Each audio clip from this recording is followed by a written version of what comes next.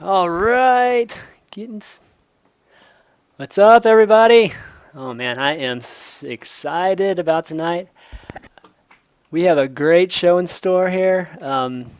Tonight we are welcome. Well, tonight we're doing episode 12 of ChanmanV's Coaching Corner, where pros come and show us how it's done. Tonight we have a Protoss panel planned with two really special guests. I've been trying to get these two guys on the show for quite some time now, and I'm really happy that our schedules lined up and finally got him on the show. So guest number one, we have Taro from Team Dynamic. He's, in my opinion, one of the most underrated, underappreciated, unknown, whatever you want to call it, Protoss in North America. I mean, this guy's been killing it in play-hems and other tournaments for a while now, but he just doesn't have the viewership that I feel like he should really have. So this will be great to get to walk through some of his gameplay tonight. And guest number two is none other than Evil Genius's In Control. I think everybody knows In Control from the StarCraft 2 community and all the various shows and casting and just everything that Jeff does. I mean, he's obviously amazing for the StarCraft 2 community and really blessed to have these two guys on the show. So these two guys just came back from Home Story Cup, so it'd be cool to hear a little bit about it. Let's at this point let's get them on. Let's get them on the show. I gotta switch them over here. Hey guys, you're on. How's it going? Oops, they can't hear me yet. All right, guys, you're on. How's it going? Good. Can you hear me? Okay. Very good. Hey. So I just told them, just kind of introduced both of you guys. Kind of told them you guys came, just got back from Home Story Cup, and I think we'll probably start off the show just by kind of seeing, what you guys are up to. Maybe just hearing a little bit about Home Story, and maybe any plans you have in the the next few weeks or next month. Why don't we start off with you, Andrew? All right, sure. Hey, what's up, guys? This is Attero. Just got back in my home in Montreal. Home Story Cup. I don't know where to begin, but I guess I'll start at the beginning. When I got off the plane, they picked me up at the airport, which was awesome. I was actually shocked that they did this, and they brought me straight to Take's house. And from there, all the players started arriving and everything. We got to practice, and they really had a organized format where all the players that had to play the next day got practice priority over the players that had to play later, which was really nice. And from there, I mean, it just got even better and better. Once everybody got settled, it was just awesome because you pretty much met everybody. There was no awkward hi or nobody ignored each other. It was really nice. And then once the food started going and everybody started getting into hardcore practice mode, the tournament unfolded. And once you're out of your group, or if you're not playing, or if you're waiting to play, you're not bored out of your mind. Just making sure that you're awake. You actually have things to just hang around, talk to other players, even play at the poker table, things like that. So, I mean, overall, I think best tournament by far. Awesome. Yeah, it definitely seemed like it from home. I was talking to these two guys earlier and just saying how the ambiance of Home Story is like none other, and really felt like you were there as a viewer. So it's really cool. All right, how about you, Jeff? I mean, a lot of what Andrew just said is the same experience for me. It's just really cool, different vibe, because there was kind of and this is going to sound a little bit callous, but bear with me. It's more that I'm friends with the players. That's why I'm going to say this. But there was a cool separation between fans and management and kind of the anxiety of a tournament, and then there was just players shoulder to shoulder. And as much as players are competing against each other, for the most part, they're all friends. So when you have just players hanging out playing StarCraft, that's pretty much what they'd all want to do if they could pick their day anyways. So it was a lot of fun. Guys would get bounced out, and everyone would come over and give them a pat on the back, or someone would do something awesome, and everybody's really happy for them. I'd get to pull up a chair and grab a beer or a pop and watch a guy play a really high-level, awesome game. For a lot of my series, I was sitting next to Sock, and Sock's a huge inspiration for me as a Protoss player, and I had the opportunity to watch him play against Thorazane in a beautiful PvT series. So, I mean, just really cool experiences like that. one of the most memorable things for me was JYP before he was got started playing. He actually spent like a good hour kind of watching me ladder PvZ games, PvT on Wow. stream, as it were. And his English is not perfect, of course, but he did the best he could to help me just kind of share his ideas. And I can say, specifically in PvT, it's helped a lot. It's helped a lot. He's updated me on the metagame and then shown me kind of the ways to use said metagame. And he's just a really outgoing guy. I mean, I can't imagine, like, my Spanish is absolute shit. Right. So I'm trying to imagine having the confidence to sit with a native speaker and be like, let me convey these complex thoughts to you in a language that I don't speak. Right. And he did it willfully. And, I mean, just stuff like that kind of made the turn for me. Yeah. No, that's awesome. I mean, that's what teammate, that's how teammates should be, right? And JYP is just obviously an unbelievable player too. So that's really great. Well, so tonight we have a Protoss panel format planned. So what we're going to do for viewers is we're going to have these two guys go through replays of each other's, and we'll take turns. We'll probably start off with Andrew's replay from Andrew, and then we'll kind of walk through it. We'll have Andrew narrate through it, and during the narration, Jeff and I will probably be questioning, asking him questions, asking Andrew questions, and kind of, just really trying to get a feel for Andrew's gameplay, and maybe kind of pick up some things, or maybe give him some critiques. Obviously, I won't be giving that many critiques. It'll mostly be like Jeff, and then the next replay we'll kind of switch roles, and we'll keep doing that until we have about 15 minutes left in the show. And at that point, we'll do a Q&A with viewers, where you guys can ask any questions of these two guys. And again, we'll take priority from the TL thread. Questions in the TL thread will be asked first, and then from there we'll do the stream questions from the stream chat. The mods will link the TL thread in the stream chat for you guys that don't know it. So why don't we get started? Why don't we load up StarCraft? And you guys have both of each other's replays, right? Yeah. Okay. Yes. Great. Which one would you like to start off with? Let's go with the PvP. Let's go with the Attero versus Strinter Phoenix one. That always sounds fun. PvPs are always fun to start off with. Yeah. Yeah, there's a lot of Protosses on Europe, so their PvP is usually pretty strong. Okay. So I get to practice some, kind of off-the-wall builds. I mean, Phoenixes are not uncommon, but, standard now is either just expand into Mass Immortal, then Blink, or just Blink Robo kind of deal. So let me know. Yeah, why don't we start at 2 minutes?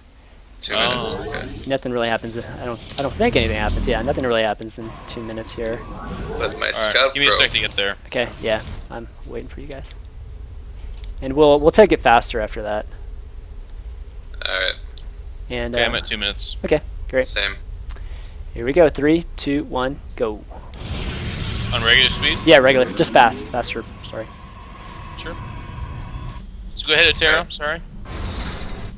Alright, so I guess we'll go on my view the entire time. It's Yep. easier to just follow that and judge.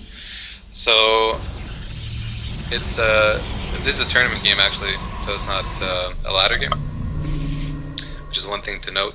It's because in a ladder you can spawn anywhere, but this is MLG, Antigua Shipyard, so I scout cross position, see my opponent, and the first thing I look for when I scout a Protoss' base is the chrono boost level, and I try not to lose my probe, because you want to see other things after that. Right.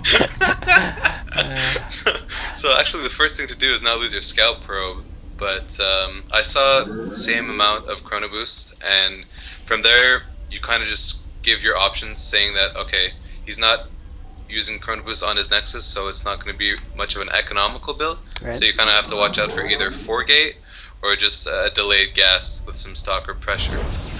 So from here, I'm going to do kind of a anti-4-gate build, which also transitions nicely into either Stargate or Blink play. Okay. And I'm guessing it's not by. I mean, was this by design? You lost your probes. You're kind of in the dark. Yes. Yeah. it's rough because you actually got in there and you didn't see, like, you don't get to see the second gas timing because the pro died too fast. So that usually puts a lot of people in a bind. I like your choice though. I mean, he didn't steal your gas, so you're just gonna go with the second gas in a sentry here. Yeah, I wait for him to leave and I go into anti-4 gate, but since it's so far away, I'm pretty confident that he's not going to go for a 4 gate, but I'll just position my army to intercept any probe that might come. Yeah. Just go straight to the tower, really, because you can have a good sense of whether the zealot is coming or not. Right. Yep. He is. Just get the first shot. With the I probe, mean, you yeah. see all the makings of a 4 gate here. Did you think a 4 gate was coming? I thought maybe a delayed 4 gate, because the 4 gate timing he would have had a pylon already building, I would say. So here I'm thinking, okay, maybe a delayed 4 gate is coming. But either way, I should be pretty safe once again if I can just snipe the probe. But I mean, he doesn't even go for a pylon to scare me at all. He just backs up completely. So at this point, I'm like, okay, he's backing off. Now's the time to get back into this game, get some scouting information quickly, and I put down the Stargate just because if he's going for, let's say, fast expansion, then I can do a lot of damage with that Stargate because he won't have Blink Stalkers to kind of kill that, or at least if he is going for Blink plates, I'll be able to see it, and if he's going for a Dark Shrine as well, I'm going to send my Phoenix, the first one, straight to his base, reveal that I have Phoenixes, but at the same time, I can scout him easily to not risk gambling against DTs. Ah, okay. Some players like to go like Robo or Forge so they don't have to show the Phoenix. You find the first Phoenix just to be the better option then, you think?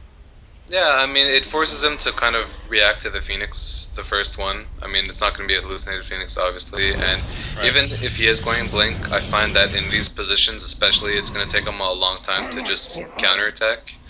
I mean, the only weakness to Phoenix really is just straight up Twilight and skipping the Robo. So I'll just send my Phoenix there because a reaction can also be a Dark Shrine, so I do want to know if that's going to happen. Yeah. When you see the Robo, you're kind of confident that he's not going to go for DTs. And I noticed that you actually had only 2 gates for a long time. In fact, you're adding a Robo now. Mm-hmm. I mean, have you worked on this build? You've got trimmed down there. Your money's really, it's working really nicely with the infrastructure that you have. But a lot of times when I see people do Phoenix builds, they have at least 3 gateways and try to go for some kind of bust. Yeah, I find that when you're going for a 3 gate, it's kind of hard on your transitions to tech. So when you're going 2 gates, like I think 3 gate should only be against 4 gate really. Anything else you should be going 2 gate tech. And from there you can eventually add on the 3rd gate if you choose to. And you know, when you're going for Phoenixes, you do want a faster Robo than normal. So the Robo is going to kind of act as a 3rd gate when you get those Immortals out. But here I want to make my Stalkers weigh a lot more. And you know, when you're against Blink, you want to capture as many Stalkers as possible. Yep, got some nice Stalkers here. Yeah. I just back off and buy time for an Immortal now. Yeah, I find a lot of times when Protoss players do aggression into Phoenix, it's actually really bad. Mm-hmm. I'm finding the best reaction to Phoenix these days is just to expand and defend. Yeah, Immediately expand. absolutely. Turtle with Blink and just make a ton of probes so that even if he does pick some off, it won't really matter. Right. I actually like it when Phoenixes come into my mineral line and try to kill probes because that's just less energy for the main engagement. Yeah. And now You're feeling pretty good here, right? Terrible fight. Yeah. Yeah. Really good by you, but he even. I mean, with his observer, there's no real excuse. He's got to see that he's. I mean, at least outnumbered. Right.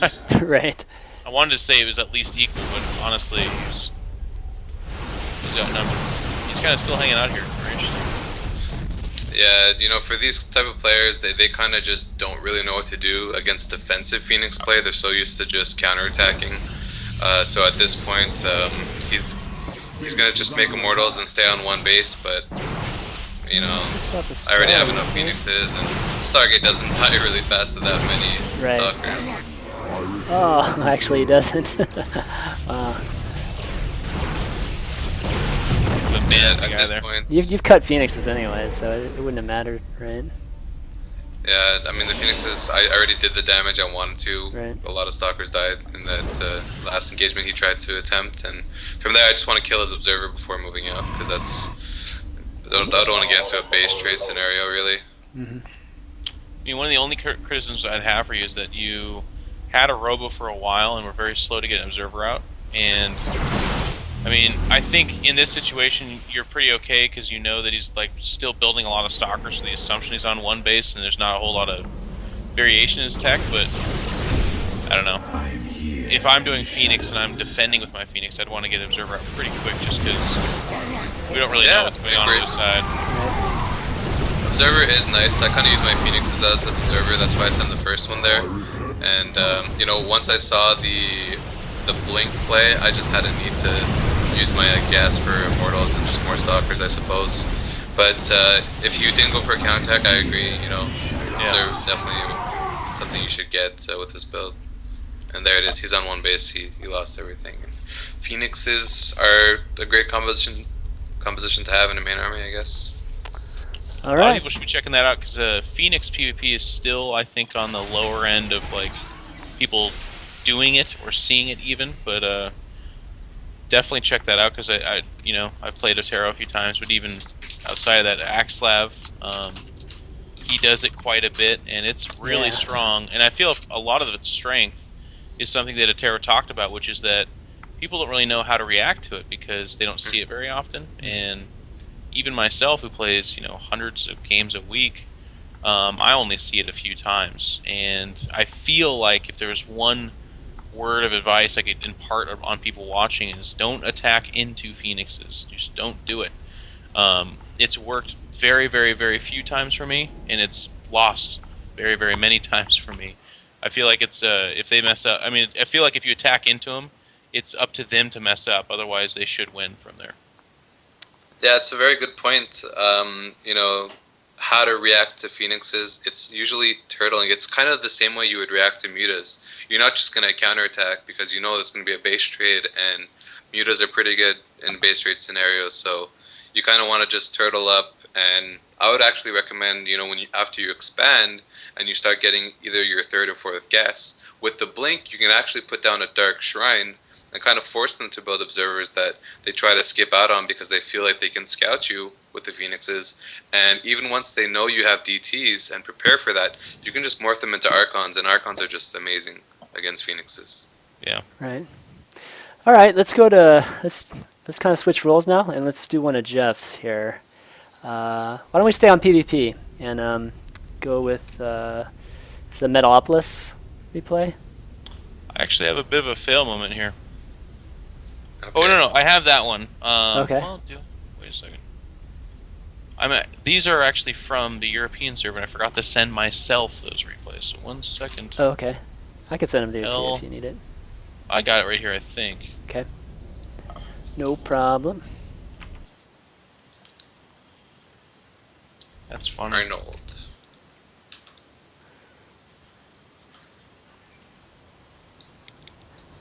Normally you don't have to send yourself replays. I'll get to yeah, exactly right.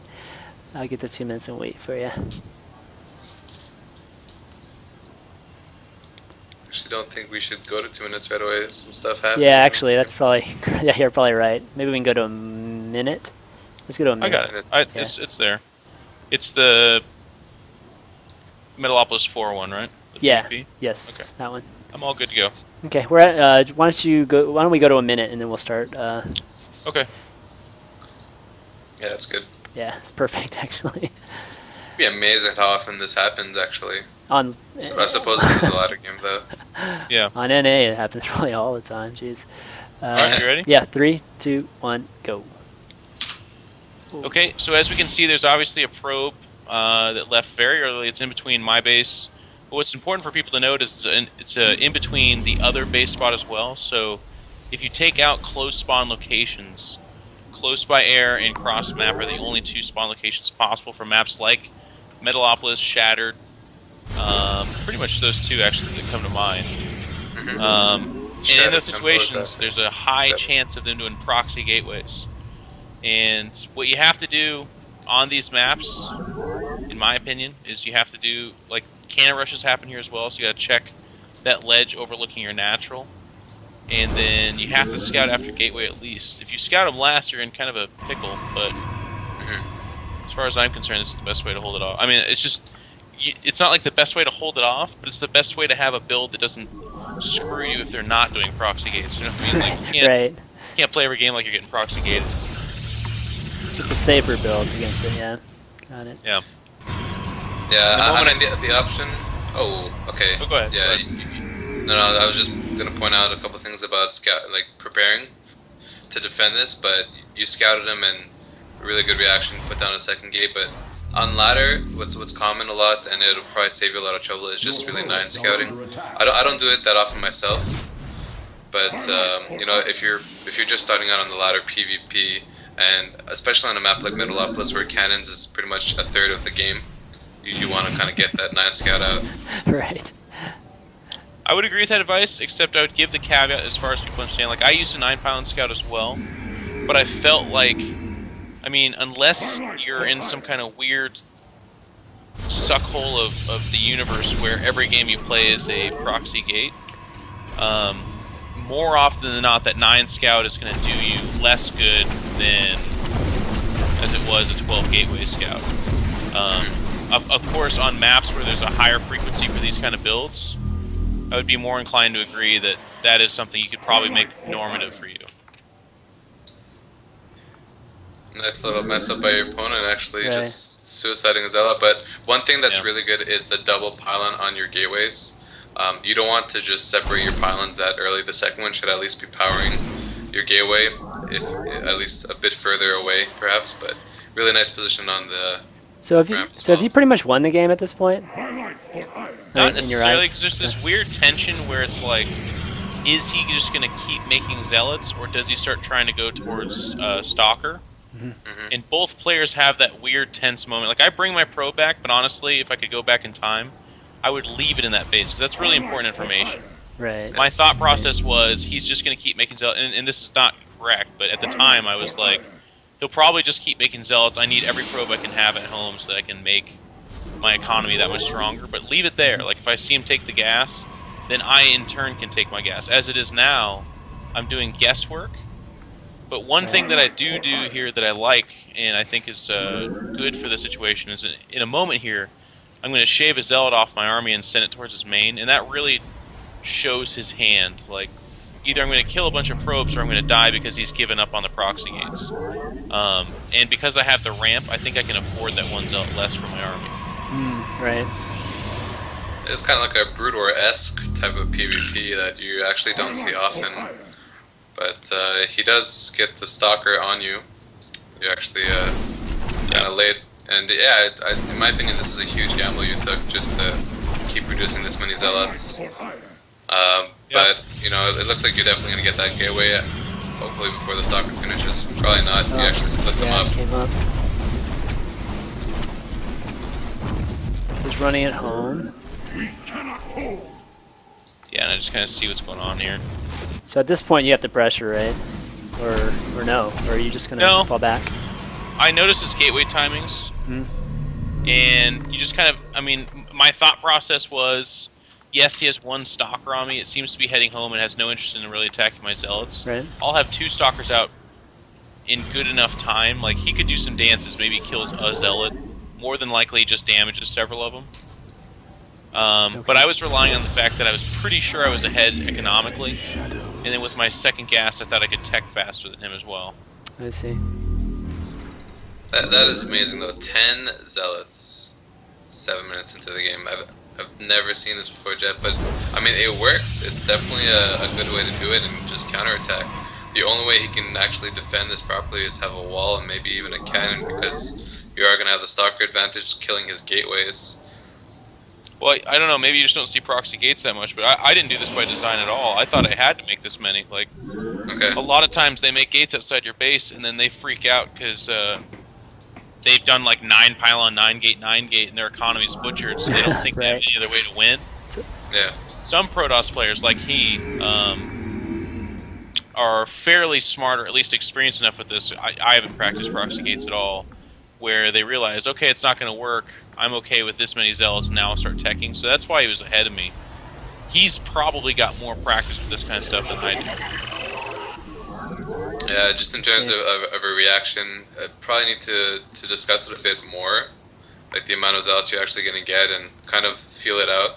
But, you know, usually you can just get a huge advantage by just kiting with stalkers nonstop and kind of forcing them to either engage or run home, and then, you know, you have the stalkers to pick off the pylon much easier, and then from there, you already have the tech to just, you know, do a standard kind of blink defense, I suppose. Yeah, I think you're right. And the funny thing here too is we actually end up both doing the same thing. Yeah. To a certain extent, like at least the Well, 4U you got warp. Yeah, exactly. Both warp isn't.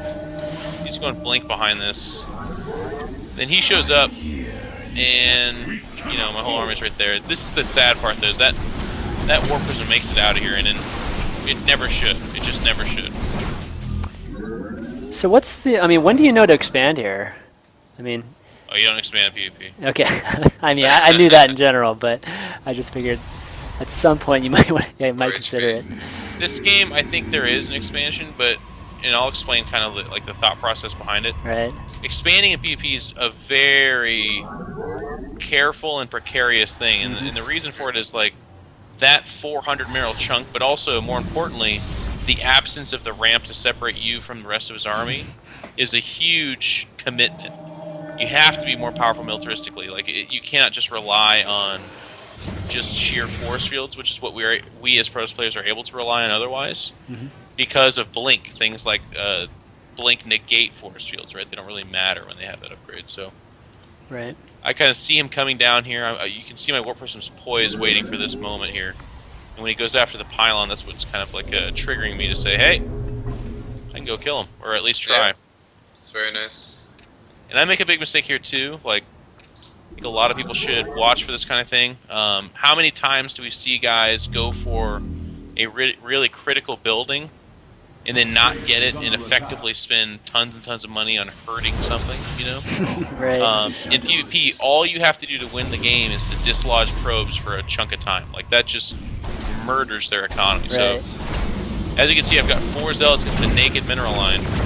He runs him, but then I start focusing down on his nexus, and warp in 4 more zealots and focus fire the nexus, and it's just not a good choice. Yeah, you lose them for nothing there. Your warriors have engaged the enemy. Oh, it's Yeah, so close. I've seen a lot of people actually succeed, but Yeah. when there's already units at home, and Oh you know, my God, he had that's the so immortal close. already there. It's kind of tough. But I mean, that was close. Can't blame you for trying that, though. Yeah, talk to me about the zealots at the top and your 2 pylons, like up north. Well, I'm just a huge fan of pylons around the map in general. Like this one at 12 o'clock spot's a potential third for the later game, but Right. it's just a good warp-in spot anyways. This one on the right side allows me to see the path down the right side, and I can warp down on it. It's just a good thing to do. Right. And then the 2 zealots, the idea here was that if you took I mean, in PvP it's so big when they just warp in and then 2 zealots or 4 zealots walk into a mineral line, because they can kill probes all day long. It's no problem. Right. But real quick, this expansion thing here, as you can see, I took a weird expansion, and the reason for this is I can't hold my natural against his army. That many immortals, blink stalkers, no way in hell. The only thing that allows me to win a fight against that army is this ramp. But I've got all this excess minerals. Why not try to take an expansion that is a little bit less of a natural? You know what I mean? Like, he's probably not going to scout it. He's not going to check it out. And in the fact that he doesn't allows me to go ahead and start up a base that I can then take later. Right. Wow. This...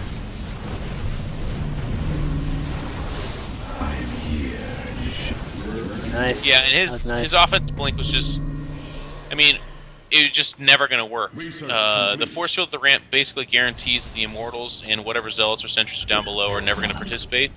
But also he had stalkers that missed blinks, so they kind of fell short and were outside of it. For Protoss players, I mean, in my opinion, he should have pulled up, seen that I haven't expanded as far as he's concerned, and then taken his own expansion, and happy with that. To try to go up that ramp, I didn't micro it particularly well, and it was still more than enough to crush him. Yeah, no, he didn't even blink all his Got stalkers. this here. I Yeah. think got them all, and maybe a little bit closer of a fight, but pretty unfortunate blend for him. I mean, he's Right. I think this is something that Huck capitalizes on the most, is when there's a red unit in your army, the opponent will always try to focus it. So always just pulling it back is just huge, and you can do a lot of damage like that macro-wise. But yeah, overall, I mean, on his part, I mean, this is a proxy gate game, so it's kind of weird how it'll look normally late game, but I think it evened out in pros and everything, and in tech, you both tried to do a War Prism follow-up, but overall, I think, yeah, he should have just expanded it as natural and played it from there. Yeah. Cool. All right. Well, let's move on from PvP and switch it back to Attero. Let's do PvT next. Really don't want to do that nurture game, huh? No, I'm just kidding. Might have to end on that Nurtio game, actually. Okay, well, I think we all both have replays of Thorzane, so Yeah, it's pretty funny. let's pull up the Thorzane one for Attero. This one's really Alright. short, right? Oh, I didn't get Yeah, that one, by I'm the not way. proud of this game. Oh, you're not proud of this game? Well, I mean, I have- think it's a good thing Guys, to learn, but yeah, Jeff, I you don't have that replay. No. Oh, you don't have that Rev- replay? Oh, okay, Rev Zerg and Nurtio. let me send it to you.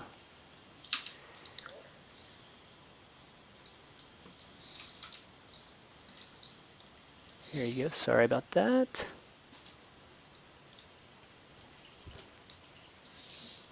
This is a game I was talking about earlier off stream, whereas if you don't forgate, people will never fear it and respect it and play greedy.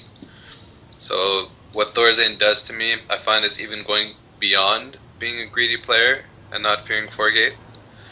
So I think this is a pretty good reaction in my opinion, at least on this map, the way he expanded. We'll see it. Okay, yeah. Let's go And I want to to hear your thoughts on that, Jeff. let's go to 1 minute on this one once you get it loaded up, Jeff. Okay.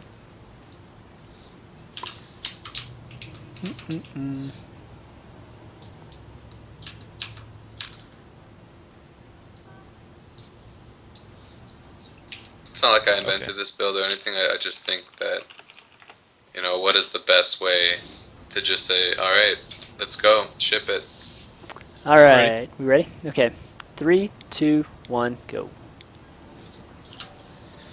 All right, so this game I matched against none other than Thorzane on the ladder, and I've had some pretty good games with Thorzane in the past, usually macro games, and I never got the chance to really play Thorzane in a tournament setting. So ladder's the best thing I can get from him, and I can't really boast any results against him, but you know, I'm pretty confident against Terran in general. I've pretty much seen it all, and I know the metagame very well. So I know, you know, when I'm ahead, when I'm behind, or if it's just time to do kind of an all-in every now and then, I'll play to that as well. Okay. So here I'm very happy to know that it's cross position, so it's going to open up to a very nice ladder game. I mean, macro game. And I usually try to harass the SCV as much as possible before actually checking for a gas. I just feels like it cuts in a bit to their multitasking, because if they're focused on the probe, they might actually delay their gas just a little bit. But here he doesn't get a gas, and I'm pretty much sure Thorzane's not going to be the player to just Marine SCV all in. So I'm pretty happy doing a 20 Nexus before actually getting a Stalker. Yeah. I mean, there's some, like, you will get Marine SCV all in, and not necessarily you, the proverbial you, the Protoss player, but like right here when you see the command center, more than likely you're not. But even then, when you see no gas, I still think the assumption would be like 8 times or 9 times out of 10 you're facing a 1-Rax expand, no Marine SCV all in, you know. So Yeah.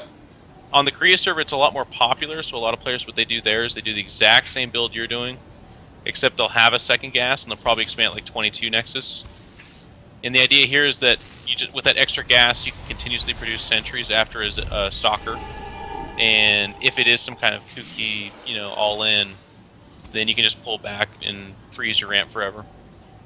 Alright, so this is what I'm talking about.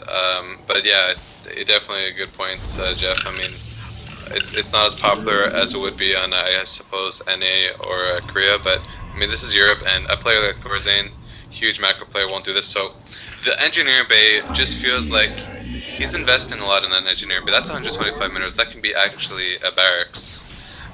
And I feel like I have so much minerals, you know, I'm not gonna just try to take my third base as my second. That's just ridiculous. So what I say is like, okay, you put your command center on the low ground, you showed it to me, it's vulnerable, you have to make a lot of bunkers, it doesn't cover everything, I'm gonna 5-gate. 5-gate, wow. Yeah. Only sentries and zealots, you don't get a single stalker.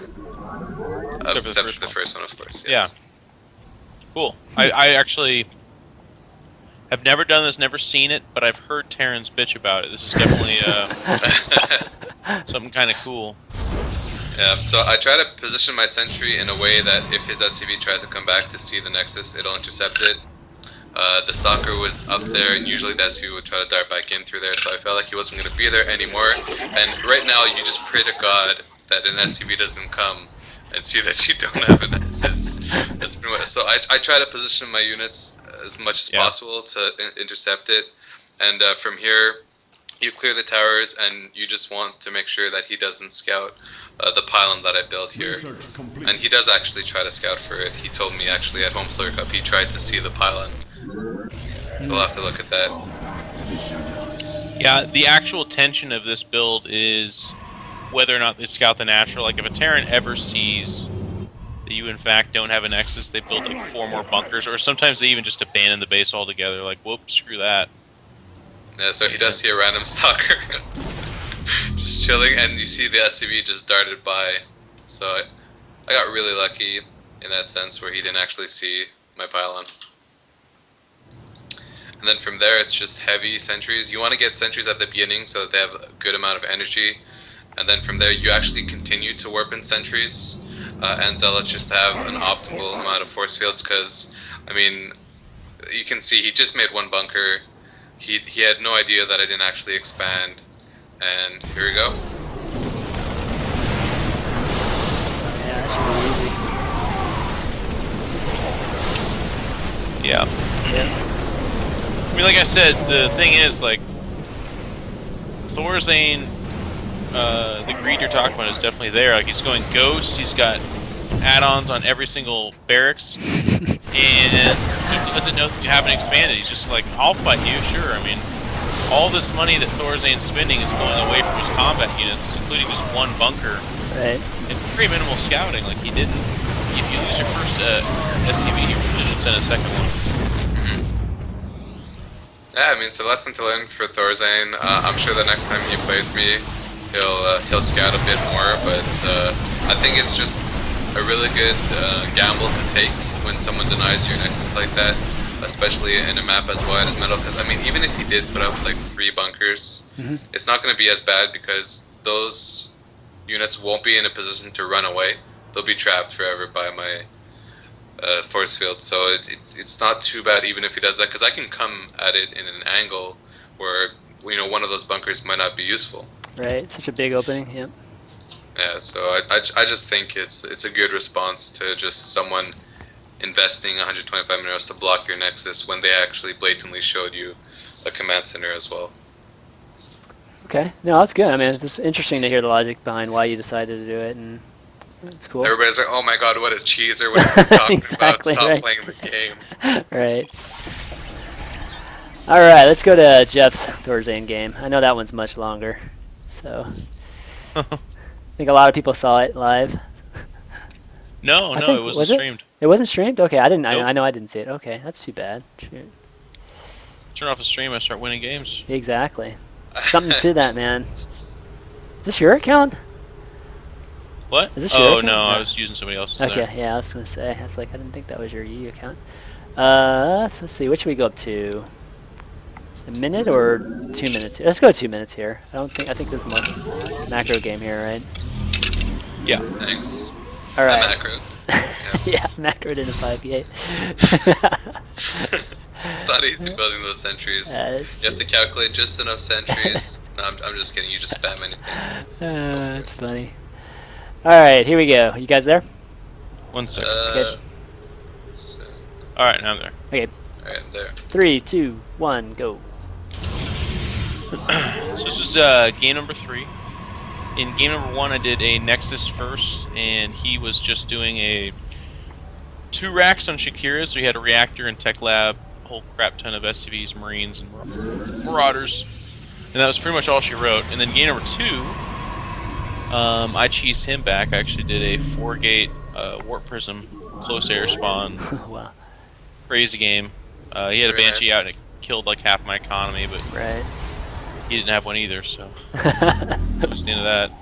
And then this game, we both kind of slowed down on our haunches and decided to play, you know, pretty Standard game. straightforward. Yeah. So there's a couple important things to note, like my probe making the same read that Attero's was, like, okay, 1 barracks, no gas.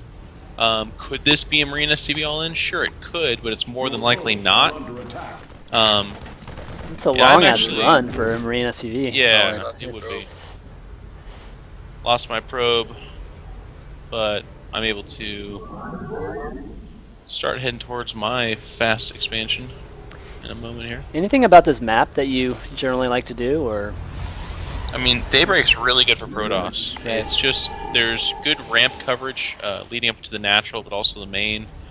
Every base has fairly tight corridors. You know, it's not like it's the most, it's not the most confined map in the whole circuit, but it's tight enough that's really nice. Yeah. And then It's there's hard a to lot of all-in. expansions. What's that? I believe it's hard to all in. It's so far away from your opponent as well. There's that too. Yep.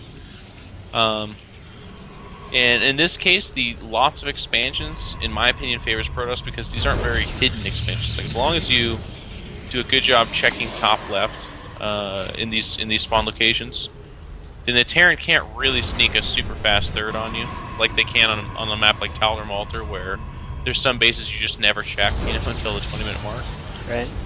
In this case, Daybreak confined, but also predictable, and I think that favors Protoss. So I was pretty certain I was facing a 1-rax expand.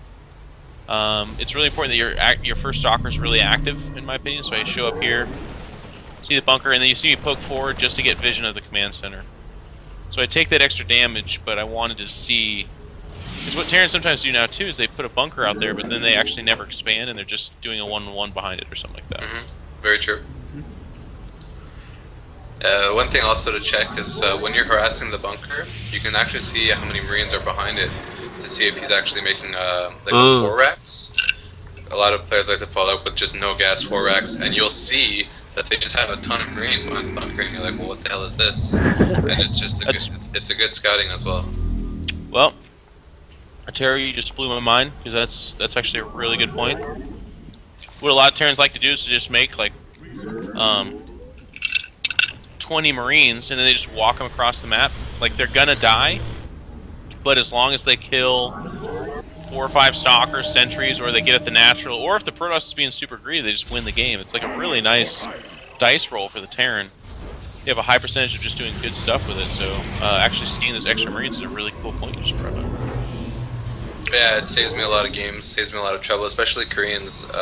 For example, I think it was Rainbow does that a lot, and you know, that's where I started adopting that play, just checking what's actually behind the bunker, because sometimes you'll just see 4 Marines and then there's nothing behind that, and that's usually a good sign of like a factory Banshee follow-up instead of actually like bio as well. Now, this game is the game where basically JFP talked to me about PvT, and then like an hour later I'm trying out the stuff that he was talking about. So Awesome. typically, you know, I'm more of a fast double force charge lock kind of guy, or at least I used to be, because that was the metagame. That was where the metagame was at. Right. Or I would go Colossus from here. But one thing he's starting to work with me on doing is going pretty quick blink first. And the reason why this is really strong is because it used to be that everyone went blink first, but then Terrans just started making like 5 barracks Marauder, and it doesn't matter how much you blink, you're just going to die.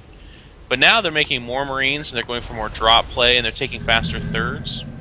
And all 3 of the things I just mentioned, Blink is really strong against. You can deflect those drops or micro against the Marines, and if they take a fast third, Blink Stalkers offer you the mobility to really be aggressive against that. So Right. I said, why not? Let's give it a shot. As you can see, I have a strong sentry base, like 4 sentries gathering lots of mana. Getting Blink, and then I'm moving up to 6 gates off of, well, actually this is 7. 6 gates. 6. No, that's 7. No, 6. Okay. And a forge. Yeah, it's 6. Right. It's good. Always want to have the forge, and you always want to go armor upgrade against Terran. Dark Shrine as well. It's nice. Yeah, so my observer sees his army, and it's really typical for Terran players to get 2 medevacs out and then push. That's where they get their map control. And this build is like a pseudo blind counter to that, because when they push out, if they don't have the superior force and you have blink, they're not going to go home. You know what I mean? So they're going to get trimmed down. So everything about my build is having the winning army there. I've got 6 gates producing, lots of blink stalkers. And I have 1 immortal out. I thought I got another one out, but I guess I don't. Maybe I do after this warp prism. And with my good observer coverage too, this just actually gets compound. You can see the observer heading back over. And if he decides to load up for a drop, it's, you know, it never stands a chance. Right.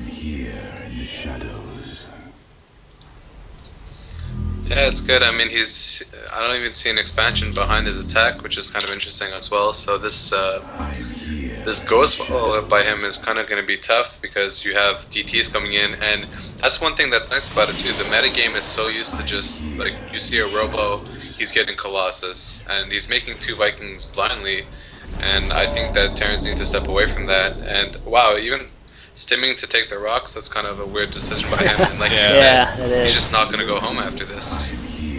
It's like a Korean thing to do. Now, this is really critical. There's a lot of stalkers, Jeff. Yeah, well, they all got blink. Oh wow, this medevac didn't even have anything in it. The fake drop. I guess, but now I'm like, okay, you lost the medevac.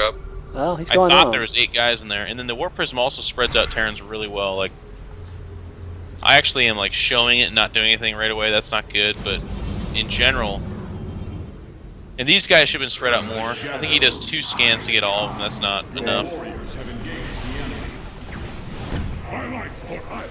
But that was all a distraction. I wanted him inside his base. I wanted him worried about what's going on. Right, multitask a little bit. Yep. There we are. Upgrade Here's There's the the attack. force Here's his army. field. Oh, ramp force field. Oh.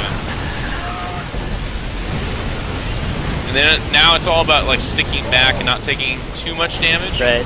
Yeah. I can force with that all day long. I don't need to win a big fight here. Oh, Yeah, I that still have DT's him alive in still. his base. Nice. Yeah. It did not do enough though. Again. Expanding, nice. cannot maintain. Any thoughts on going back here? Oh, I do. Okay. Yeah. Good. I do. That's not, Not. good This is stuff. not the end game army. Like, Right. I cannot go up that ramp. If I wait long enough, he'll have enough to come down it. Right. Stalkers are deceiving. They're not really good at fighting against Bio. They're good positionally. They're not good like straight up mono-y-mono type thing. Right. Nice. So I basically felt like I secured an advantage, killed a lot of SCVs, kind of threw them for a loop, and then I just would go back home now. If I lose this army, I think I lose the game. Whereas if I delay the natural for the next, minute and a half, I don't necessarily think that wins me the game.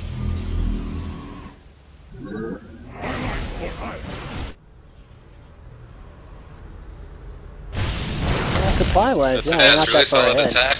Double pronged is really the way to go now, and it's kind of what's necessary at the pro level. It's just always making sure that your opponent is looking one way when you're actually kind of busy somewhere else. And Yeah.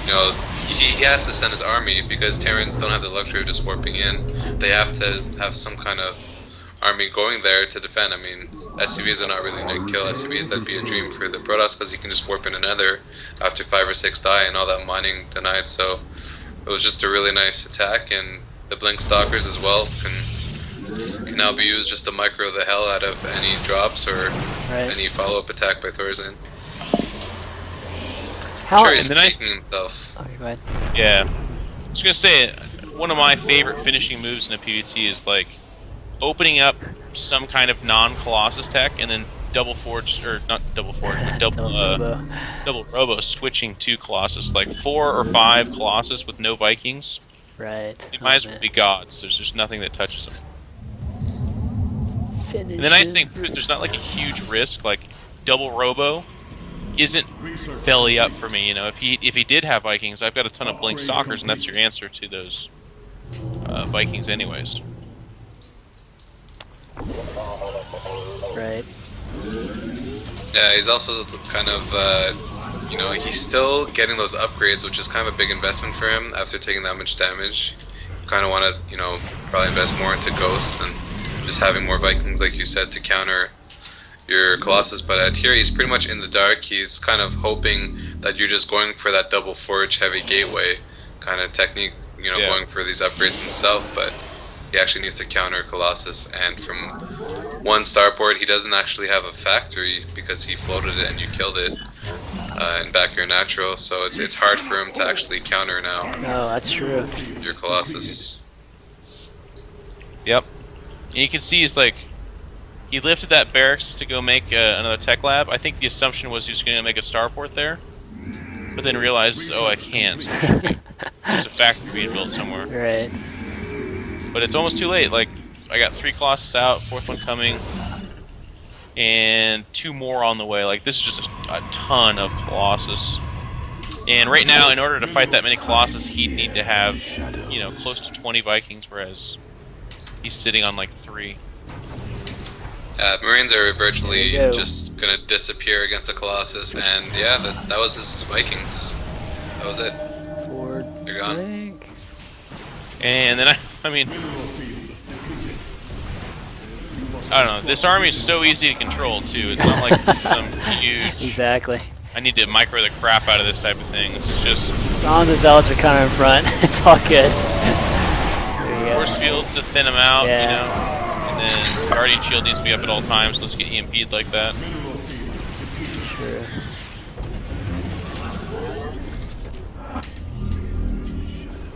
So what was the logic of taking the 4th? Just because you could? At the time? No real logic. Just, I mean, if you're getting close to being maxed out as a Protoss player, Right. and if you're waving the biggest stick especially, then you can Why not? infiltrate the Yeah. Terran. Got I it. mean, the Protoss strength is warp gate, warp technology. So if I have a lot of economy behind my warp gates, I can really punish a Terran by doing huge burst damage and then reloading faster than they do and getting in there. Right. Got it. 3 bases you can afford to build the super army, 4 bases you can afford to rebuild the super army. Nice. And that's it. All right. Yeah, That's it. 83 probes as well. Really nice. That's pretty awesome. What is a good probe count in PvT? In my opinion, it's anywhere between 80 and 85. That's That's a sweet spot. But that's kind of being... People are starting to reconsider, like, Terrans these days, it's more like 45 SCVs, you know? right. Yours, Yeah. it's like 75 to 85, but then there's like guys like Chef who will have 110. You know? Yeah, and then build down to 85.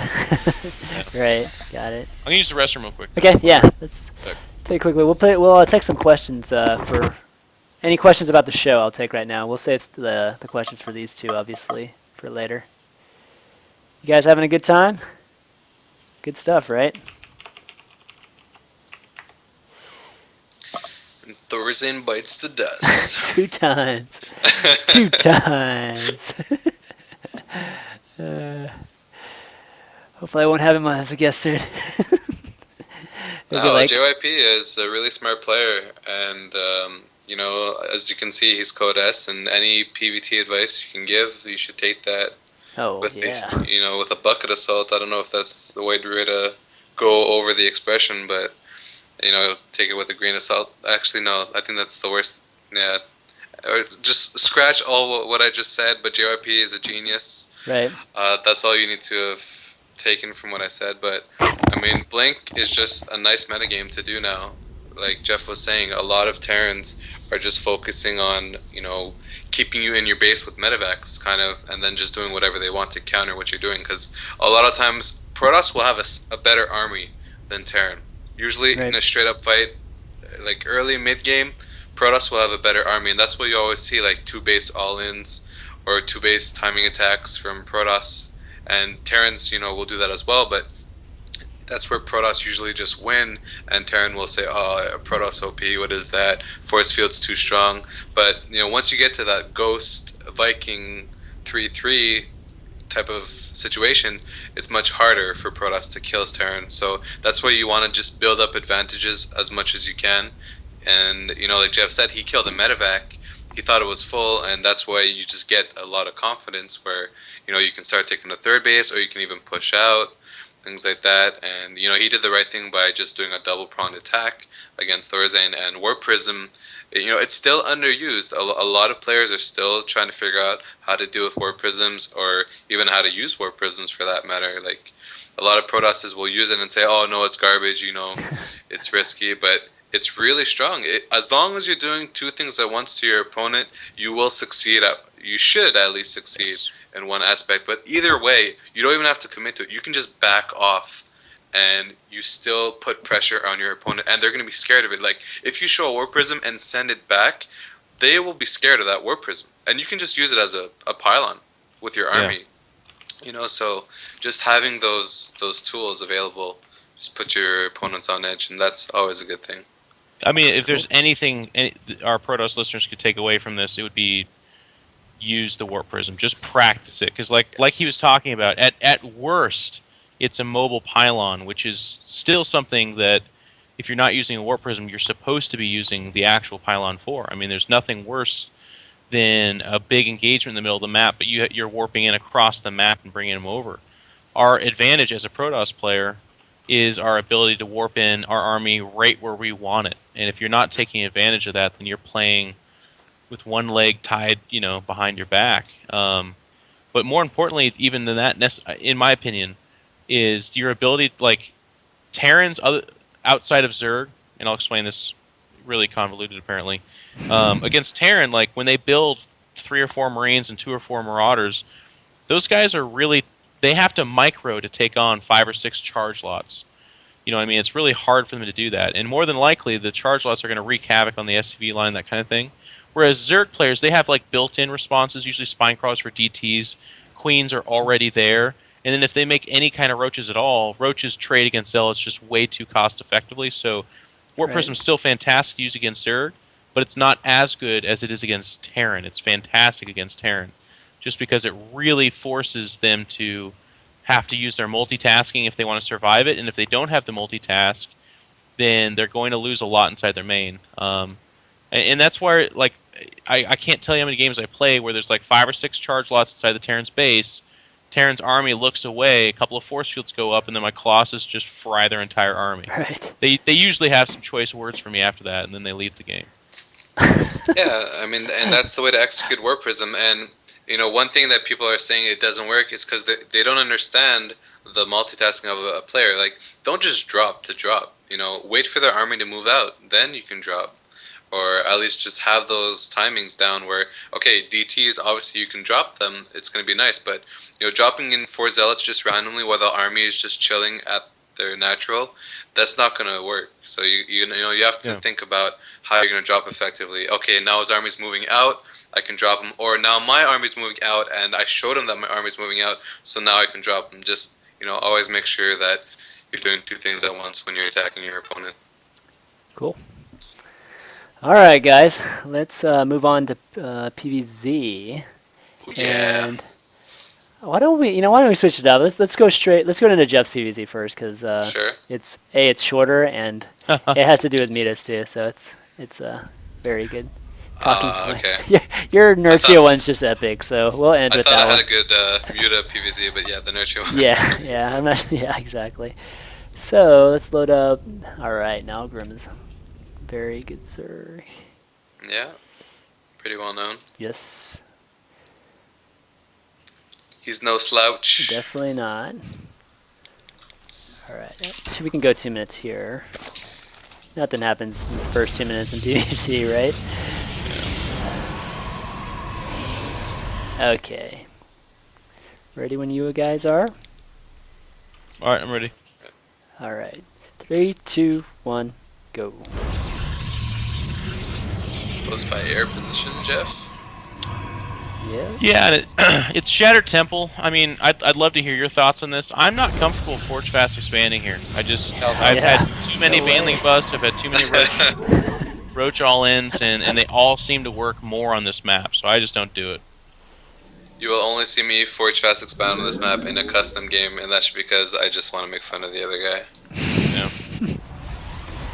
Yeah, that's too And dangerous. I'll give credit man. where credit's due. It's Cats that made me convinced that this map is impossible to Forge Fast Expand on. Well, he'll take your natural and he'll do all kinds. Well, he'll proxy hatch it in your base too, right? I feel like he'll do whatever he wants. And Exactly. so I'm just like, you know what? I gotta stop trying to put a square inside a hole. Yeah. Make a circle. Well, Nanny will do it. I guarantee you. Yeah. In my opinion, the only one that will Forge Fast Expand successfully on any map and actually hold any nonsense is Kiwikaki. But he just builds 4 cannons regardless. Yeah, of he what does. The Berserk could be no gas, 3rd hatchery, and he will be putting up a 5th cannon just in case. Yep. Yeah. He does. Pretty blind. Yeah. No, it's interesting too because I used to do really fast double gas. Huck does this a lot. He'll actually go gas before Cybernetics Core. Right. And JYP saw me doing it and he was like, no, that's wrong, don't do that. So, trying to work it out of my gameplay and do more like 1-gate expand type builds without relying on the Stargate. So that's what you see here. There's a few sloppy moments. You'll just have to cut me some slack because I'm still kind of ironing it out. But a couple of things that, like, if I could point out for people at home, always have this pylon on the perimeter overlooking the low ground, especially when you're in close air positions. And this is very much so true on Metalopolis as well. Because that is your like spillover point. Like if there's some kind of blood in the water, this is where you warp in conveniently from your high ground down to the low ground, and you can strike from there. Right. Especially close by air positions like this, there's no reason not to have a pylon like that. Yeah. So as you can see, I'm trying to do the 1-gate expand, do have the double gas. And with this double gas, he also said Chrono Boost sentries out. So in the past, I would do things like if I'm feeling particularly greedy, I'd Chrono Boost probes, or if I was... What I thought was the safer choice was Chrono Boosting your Warp Gate upgrade. But he says get the sentries out faster, Oh, so wow. I'd Okay. give it a shot. What's his Yeah, thoughts this on guy's that? good. Just so more energy on the sentries by the time like the crucial Just, moment yeah. comes? Yeah. Come out here. And look at this, I walk right into it. Right. Here we go. This is a sass moment for a Protoss player. This is like, son of a... This is Wait, a rookie just- mistake, Jeff. I just walked out there. Oh, he still got the block though. Wow. Okay. Zealots for naught. Bye-bye. His Zerglings are weak, so...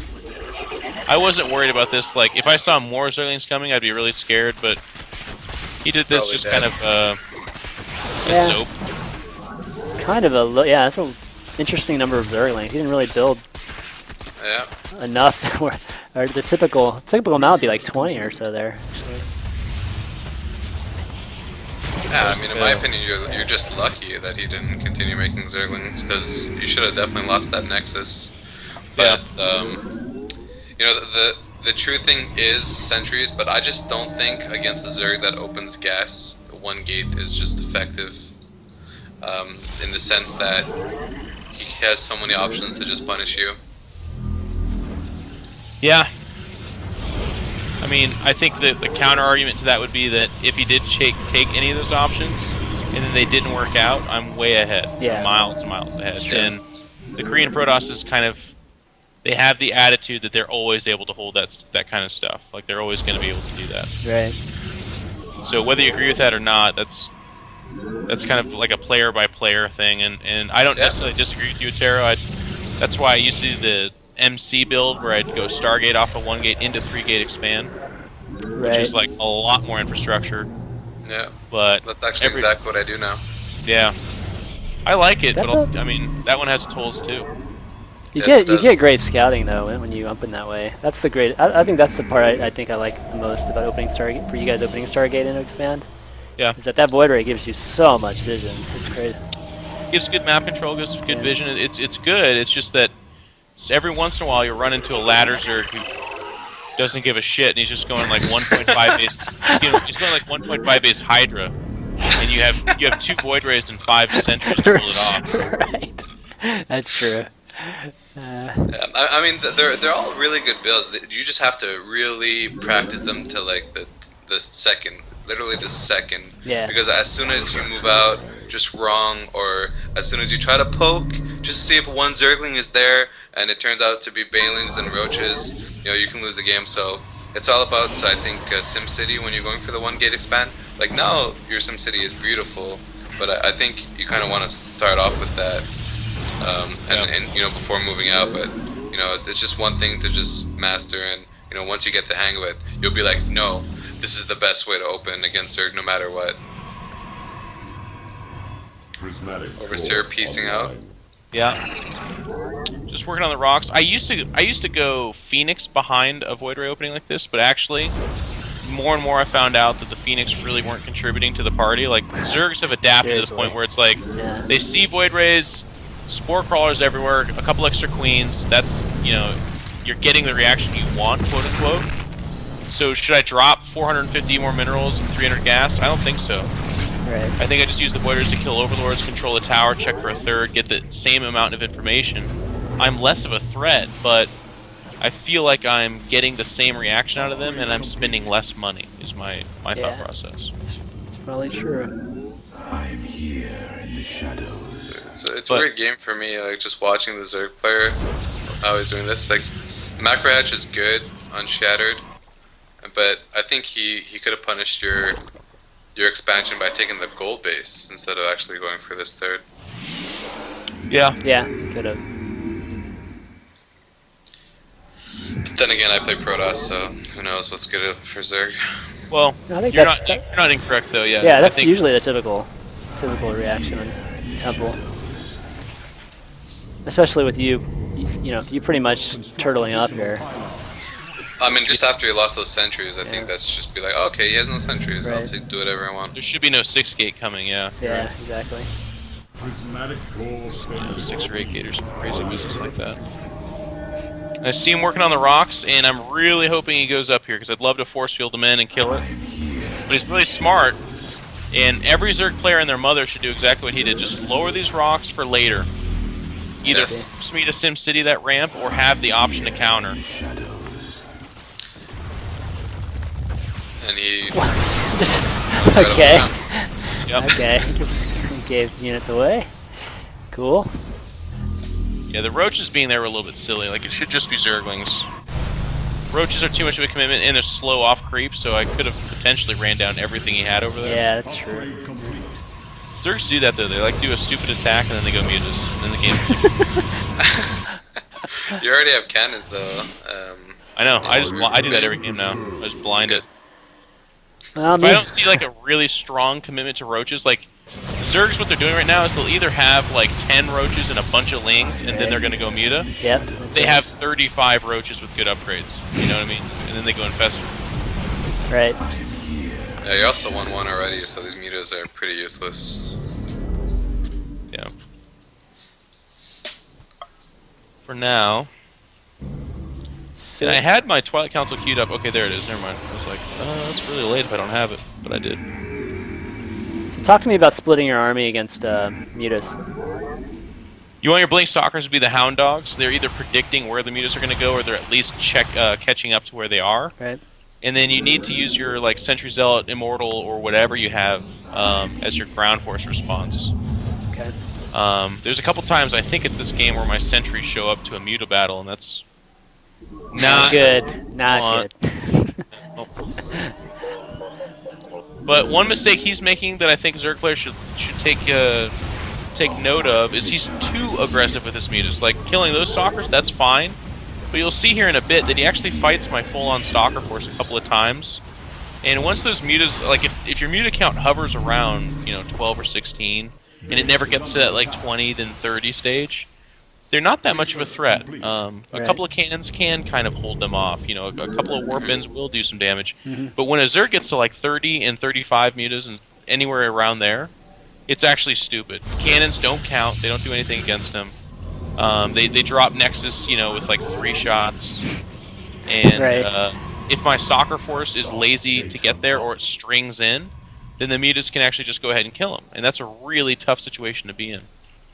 You must construct additional The toughest thing about Protoss is also, like, if you're going cannons, it's good, like, at the beginning, but once they get to that 3-shotting cannons thing, I mean, you can definitely make a lot of cannons to just defend against mutas outright, but it's hard to position them. Like, if you look at your mineral line, where you're going to put cannons, you got your gateways there, it's just It's just really tough. So that's why when you're splitting your unit, it's kind of you should have your main army, and then you should kind of have your blink army just to be the policeman for the mutas. Because Yeah. if you don't have that good. set up, like if you don't have these 15 or so stalkers in the main, you're just gonna lose so much, and you just get whittled down, which is the most annoying part. And he is engaging the stalkers, which is also really annoying because eventually mutas can fight stalkers, and that's Yeah. usually our anti-air. So that's why we need at least 2 or 3 High Templars at home with Storm to just be with those 15 or so stalkers. Like right here, really, I mean, just, you know, a couple sentries die for free, my stalker count's low. At this point in time, I was looking at this and I was like, wow, I'm dead, you know, like, he just went mutas. I didn't think he did anything particularly special. But it's also getting to that point, like, that's also ironically around the time where people decide that it's time to attack. It's like, oh, I'm dead, let's just go kill him. And that's what I'm doing here. I've had the Templar gathering energy. They're each going to have about 2 storms. I want to have a couple of Archons anchoring this army just because they tank damage against banelings so well, and they have area of effect damage against things like lings or mutas, which are helpful. But that's it. Obviously, you don't go Archons against like roaches or if they have hydras. Well, Right. they're dead if they're on hydras anyways. So what are your thoughts on base trade situation? Obviously, Zergs that go Meta love to Terrible. go base trade, so you just Yeah. prevent it, right? You just don't do it. I mean, the nice thing for me was that he had already shown that he's favorable towards actually direct conflicts, like fighting you yourself. Okay. What he should do is take this entire army, swing around the back, and just do a huge base trade. Right. Yes. But he doesn't do that. He thinks that with his spine crawlers and banelings, he's safe to go ahead and have a real fight.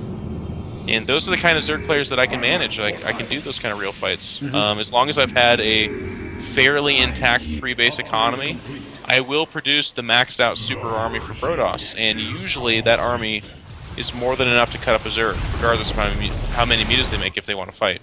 Right. Is under attack. I'm kind of shocked that he's actually going for your Nexus instead of pylons. Pylons are usually a priority when you're muta harassing. True.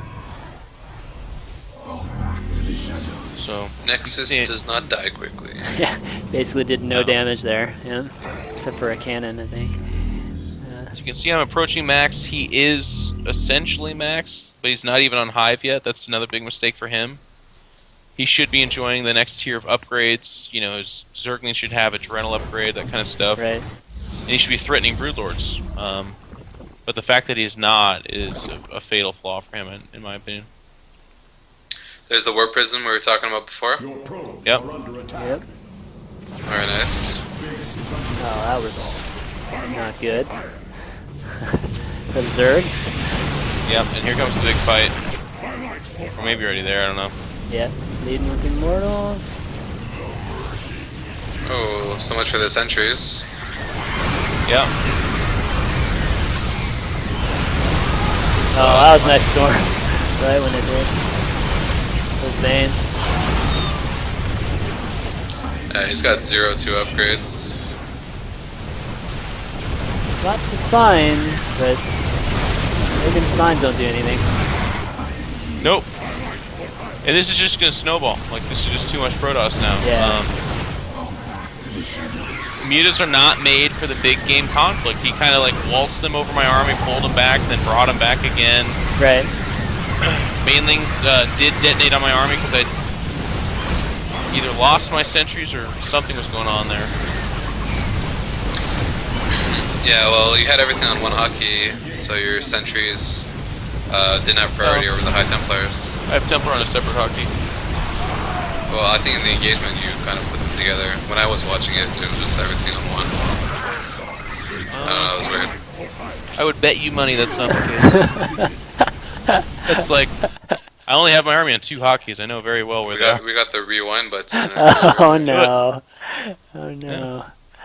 I guess you just didn't want to force field. Research complete. That's what Oh I'm no, saying. I see that. I see. Yeah, I see the. Let's just go back to the sentries. main. Mineral field Alright, I depleted. mean. I can't believe it. Okay. You got sentries on 3. I still. And I Templar Yeah, where? Yeah, I Templars still on see. 2. Yeah, I'd see him on 3.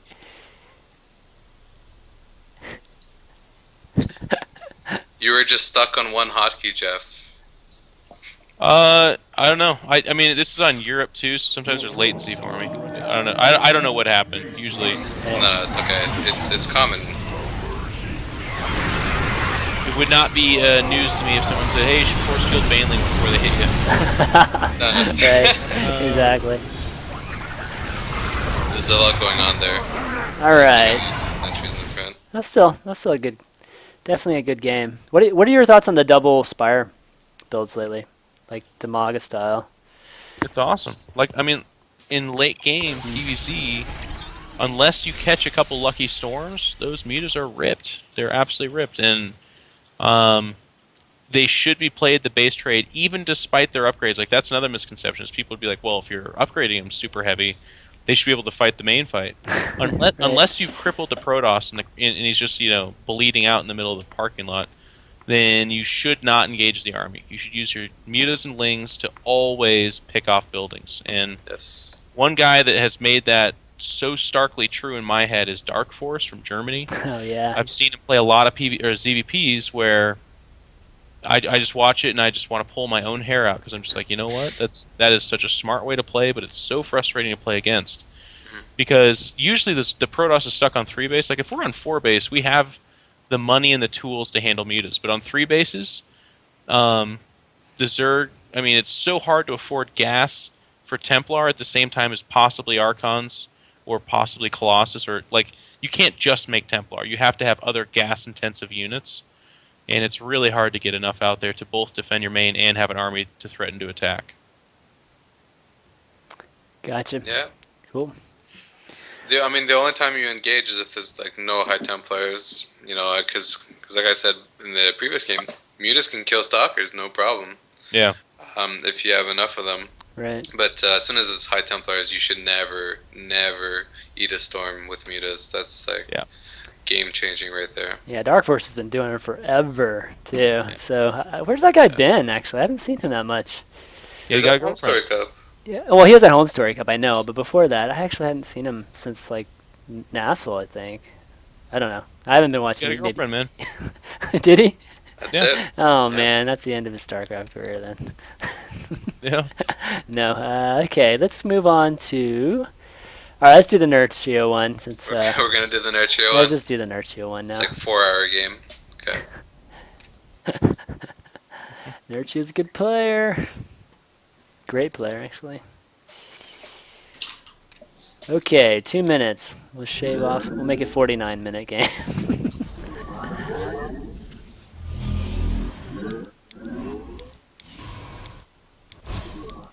While we're doing this, who are y'all's favorite Protosses right now? I still guess I'll really start. like Hero. No, go for it, Jeff. I just said I really like Hero and Yeah. MC, obviously. I don't like MC as much just because he seems to be a lot more timing oriented, which really works for him. Obviously, the results speak for themselves. But when I go to Inspiration, like every time Hero's streaming, boom, I turn it on. I want to watch that. Right. No, it's fun watching him. He does. Man, he's so good. It's crazy. How about you, Andrew? Yeah, I got to give it to Hero as well. But I'm definitely going to start following JYP a lot more after just getting to see him play first person. Just a great player, especially his games against MC. I think PvP, I'm definitely going to follow JYP for the most part. But Hero and JYP, they're just excellent PvZ players. God, it's sick. It's just ridiculous. And even their Sick. PvT, the high Templar control that they showcase just time and time again, is just ridiculous. So I'd say that for any player that just wants to watch the best of the best, it's definitely a Hero and JYP. All right. Okay, let's get this replay started. You guys there? Yep. Yes. All right, 3, 2, 1, go. Alright, so to be honest, I hate Shatter Temple because, like you said, Jeff, Right. you just can't really Forge Expand without saying, please don't attack me. Just don't attack me. And when you're Forge Expanding, you kind of want to build cannons to, give you the sense of security against attacks when you have a cannon. But at this point, I'm happy it is cross position. We went to 2 minutes, so we didn't actually get to see me actually scout for that Overlord to know that it's cross position, which is one thing that a lot of players do. Oh, on the edge, Uh, right. Yeah, and here he goes for a gas opening. So we're gonna see. Guess what we're gonna see, Jeff, against gas. What? One gate. Oh, We're One gonna gate see expand? one gate Stargate. Oh, sorry. there we go. Very good. So I actually skip my Zealot for a bit, get my second gas right after getting my Cybercore, so I can get Sentry out as well as the Stargate. So it's gonna be a pretty interesting build. A lot of people give me a lot of flack for this because they're like, "You didn't do enough damage. What are you doing? Your Nexus is so late. Oh my god!" But I love it. I mean, I've practiced it. I think it's just amazing against any sort of aggressive Zerg. A lot of Zergs even go for like 7 gates. Sometimes just cancel their hatchery. So I feel like it's just more comfortable to play against any aggressive Zergs because when they're going for gas, you don't know. They can just continue to mine. They can just have banelings. They can Right. do all sorts of messed up things that I just don't want to deal with.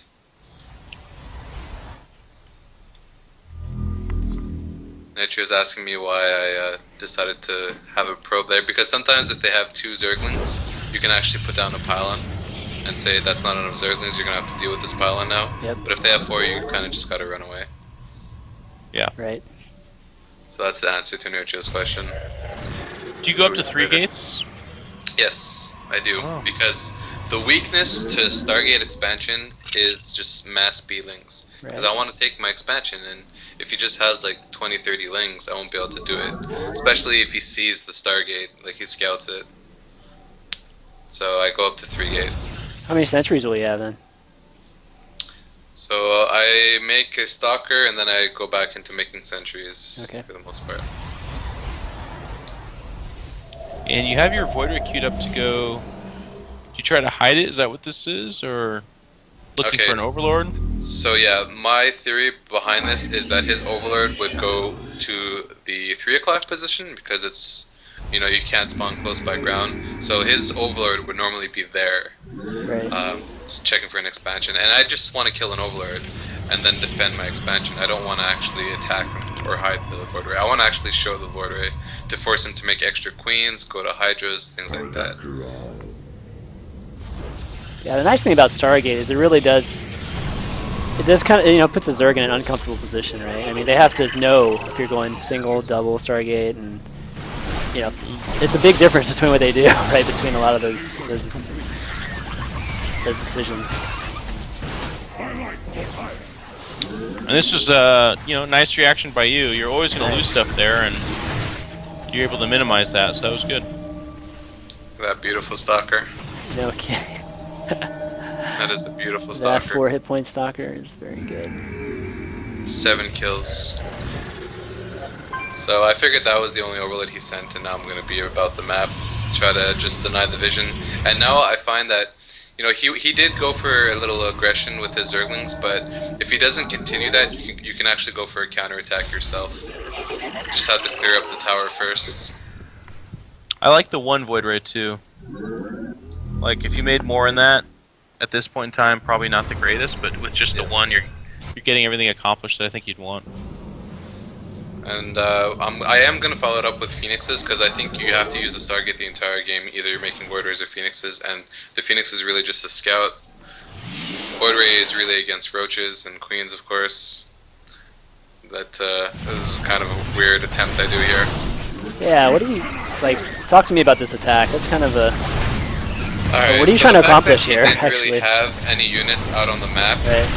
like Zerglings that I can see at least, and I know that a lot of people just try to get away by defending this with Queens, so I just do a kind of pressure build, kind of take out as many drones as possible, and the hatchery if I can. I just force field them in the ramp the entire time.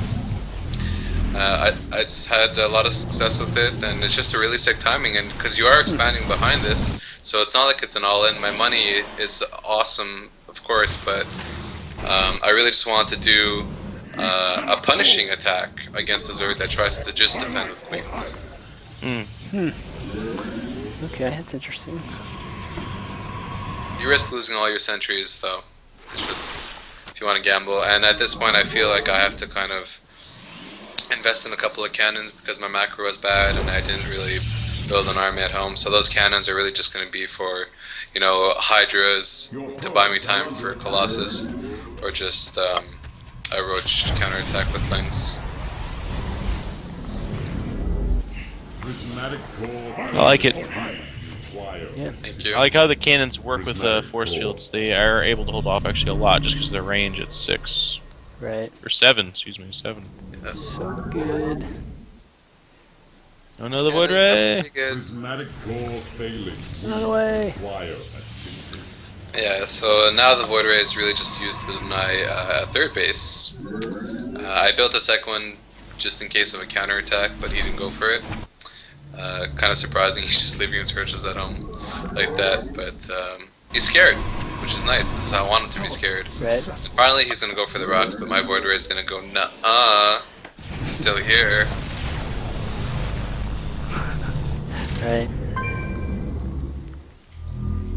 He's been, this is the other nice thing too, because you've been kind of aggressive throughout the game, either through Stargate or your actual gateway units, you're actually ahead in Harvesters right now, and I guarantee you, at 12-ish Oh, wow. minutes against Nurchio, you are 9 times out of 10 down 20 Harvesters. Not because, like, you're such a bad player, but because that's how Zergs play. They're always ahead in Harvesters, but you've earned his skewed economy here.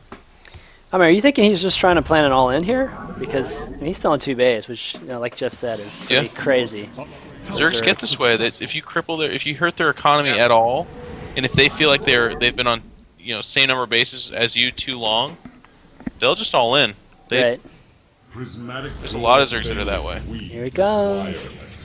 20 Zerglings behind this, no drones made in the last like 4 minutes. Yeah, it's 36 drones at 12 minutes. Yeah. look how the force fields work with the cannons. Yeah, that's crazy. You don't even have gateways in front of them, too, and still pretty good.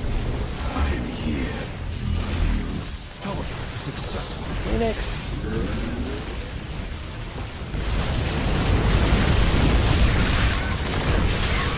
Well, he's getting stuff done, but he's not gonna kill you though. Good ramp block. Yeah. Saved him. Wow, I was on Still 3 making gate. stuff. Yeah, you That was were. really bad for me. Ah, he picked up an Immortal. Oh, nice. And a stalker. Nice. That's the first time I've ever seen that actually have a purpose. That's good. Oh, this starts. There we go. Yeah, I do take a decent number of damage, but I was just so shocked that he never took a third base, either at the gold or, I mean, Oh, which he's is normally still a not third droning. He's base. never built the drone. He's still not droning. That's some. He's losing drones for Why building is stuff. why is this game so long? Oh, the game just continues to get ridiculous. I mean, you thought that Stalker 4 HP was amazing. That was just the beginning of just the most ridiculous things just not dying when they should. And the Void Ray, the original Void Ray is still alive, of course. Yeah, so talk to me about this. Like, after you know a Zerg's gone all in on you, what are your thoughts now? I mean, you're taking a third. Are you just gonna macro up to another timing, or? Well, I think Shadow Temple, the best way to play is macro, just because Protosses do have access to kind of a defendable third, and from there you kind of just want to work your way into a death ball and then take the gold base to kind of reinforce your death ball, and then from there it's just really nice. And I'm just really trying to make sure that I see when he's taking the third base, and I'm just shocked that he hasn't yet.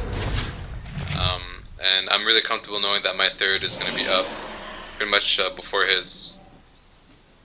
So there's no reason for me to counterattack or anything like that. Right. It's gonna be a big investment for him as well to counter Colossus now.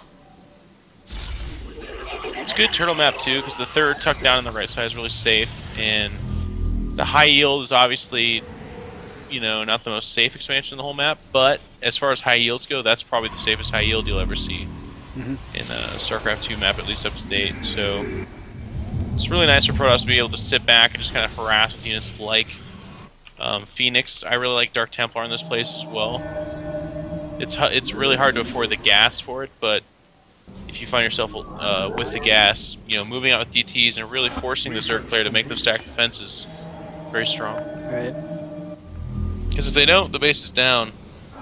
Yeah, the DTs seem to have gone out of style, like in CVP, or PvZ, which is Upgrade complete. crazy because they're so good.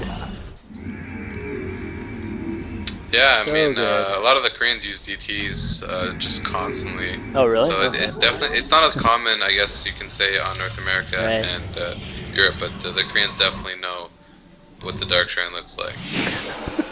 Yeah. Here in the shadows. Especially the Korean Zergs, they know what it looks like. But here it just gets to a kind of a macro versus macro game, and I felt like I was definitely ahead when I survived his all-in, you can say. And from here, I just want to get that sick death ball, get my upgrades going, get up to High Templars, and eventually work my way towards that gold. Yeah, he went with the Corruptors. Kind of interesting choice by him. When was this game played? This was about 2 days before Home Story Cup. Really? Yes. He's using AAA as a handle as well. Yeah. Yeah, that's his high Grandmaster account, I believe. Likes to use that one. He's on Team Acer though, isn't he? Yes, he is. Assault data block. Interesting. Light for iron. Mineral field depleted. Alright, so one important thing to note is that I'm not going to go past really 3 Colossus. 3 Colossus is usually good for Assault data you know, a Really? death ball, Okay. especially when they're well upgraded. At this point, I really want to invest in getting the High Templar deck as well, and then eventually getting a Mothership, of course, to just have everything you need to deal with everything Zerg will have late game. At this point, of course, I see that he's breaking down my rocks, and something that you know was mentioned last game. You just want to break them down for later, so that's what Nurchio is going to do. Right. I'm here in the shadows. So at what point Got did a you little think? battle in the middle. At what point did you know you were going to go Mothership?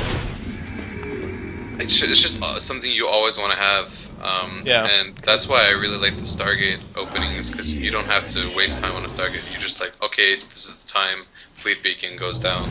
Right. Well, you wouldn't against a Muta, would you? I mean, you wouldn't go. Yeah, You I would? mean, Oh, okay. Against mutas you can, Right. but you know, when it gets to the stage, you do want to. Right. And I was so happy about this engagement. I had full energy on almost everything, and I just lost the battle, and I was just like, oh my god, how is this happening? Torches are good. Yeah, registry. The Hydras in the back are doing deceiving amounts of damage because the Colossus. I mean, this is a full-on open field fight. Yeah. You didn't have any corridor to connect your force fields to, so he had a perfect concave against you. And when the Zerg has everything firing at one time, it's really hard to have enough stuff to survive that. Right. This is disheartening though. He's like rolling downhill, and you're like, "What? I could have sworn I was gonna win." He didn't even have the I had corruptors. the perfect death ball. Well, to his credit, he didn't overbuild corruptors either. Right. Actually, what is his upgrade? 1-1. Wow. That's really good.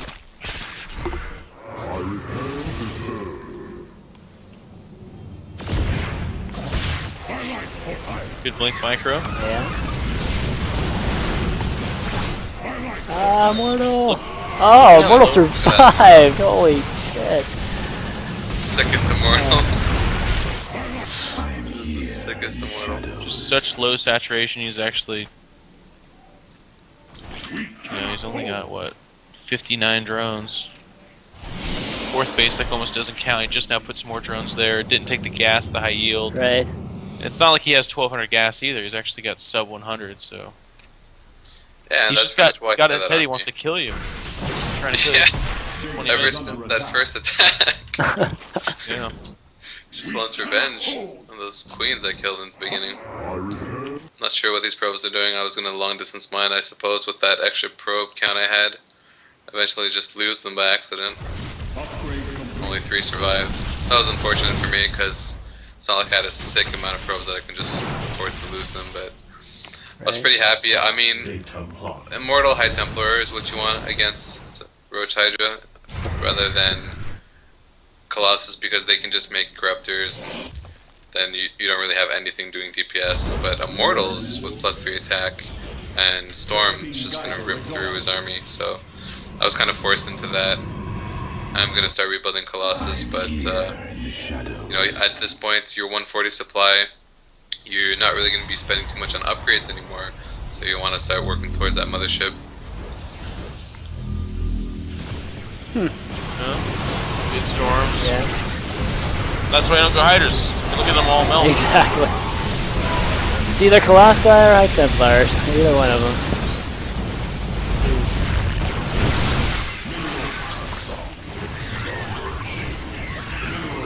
So you didn't have Hive yet? Man. Nope. They stuck Yeah. on there. Wow. Okay. This is a weird game. Indeed. I mean, one thing I'd like to see probably a little bit more out of you is like, I mean, you've been playing catch up ever since you lost that battle in the middle, so I understand fully. But like a warp prism warping in on the left side, 'cause you already know he's expanding in that direction. Yeah, it's good. We get there, but it just takes a couple of zealots, you know, to at least force the 5 or 6 spine crawlers type of thing. Otherwise, you close it out. Right. Yeah, I was only working off of 1 robo as well. It was hard to just take that in and be like, gotta bring something back to his economy. Because you know, as soon as I lost those probes, kind of setting him to the gold base, I'm like, okay, I gotta do some kind of economic damage. So eventually, I'll attempt that, but that's a sick amount of probes. Yeah. This game actually is so long because both of you are working with such small economies. That's true. You've like built back up to 59, and he's falling down to 68, which is his highest. Like before that, he was at 50. Yeah, so we're pretty much gonna remax now. And I think I have the upgrade advantage on him. Just have a look. Yeah, he's 1 and 2. Just checking the tower This here. is a slugfest for sure. I'm here in the shadows. Mineral field depleted. Yeah, but don't worry, guys. We got about like 2 more hours of this. Yeah, we should probably let's go to 2x. Sure. Prismatic gold. There you go. Mineral field depleted. 3, 2, 1, go 2x. Mineral field. Your Oh, we did a countdown for that. Oh, Okay, it's what fine. time are you at? I'm at 2750. Okay. 2x. Yeah. Alright. So yeah, I little mean, faster. 28 minutes taking down the rocks to his 3rd. I was kind of curious about that. What is that? Pretty good. I went to It's clear like up playing some- Terran here. I got some good suicidal drones in the middle. Right. And yeah, I don't want to engage this on creep, so I just back off. And his late game is Baneling Bombs, which is kind of interesting. Composition with the Roach Hydra Corruptor. Right. Kind of Senish. That's good when you have storm. Yeah. Kidding. Oh wow. That's. No, we still got a lot of stalkers.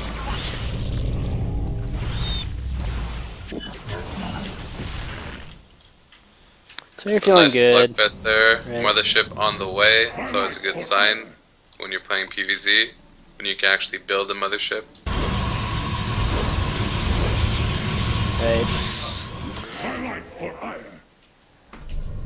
So at this point, you know, you secure the gold base, and that's pretty much where you should just, you know, wait for that mothership, and then once it has 100 energy, have at least 3 to 4 Archons, I would say, to get that toilet going, and you can just trade really cost efficiently.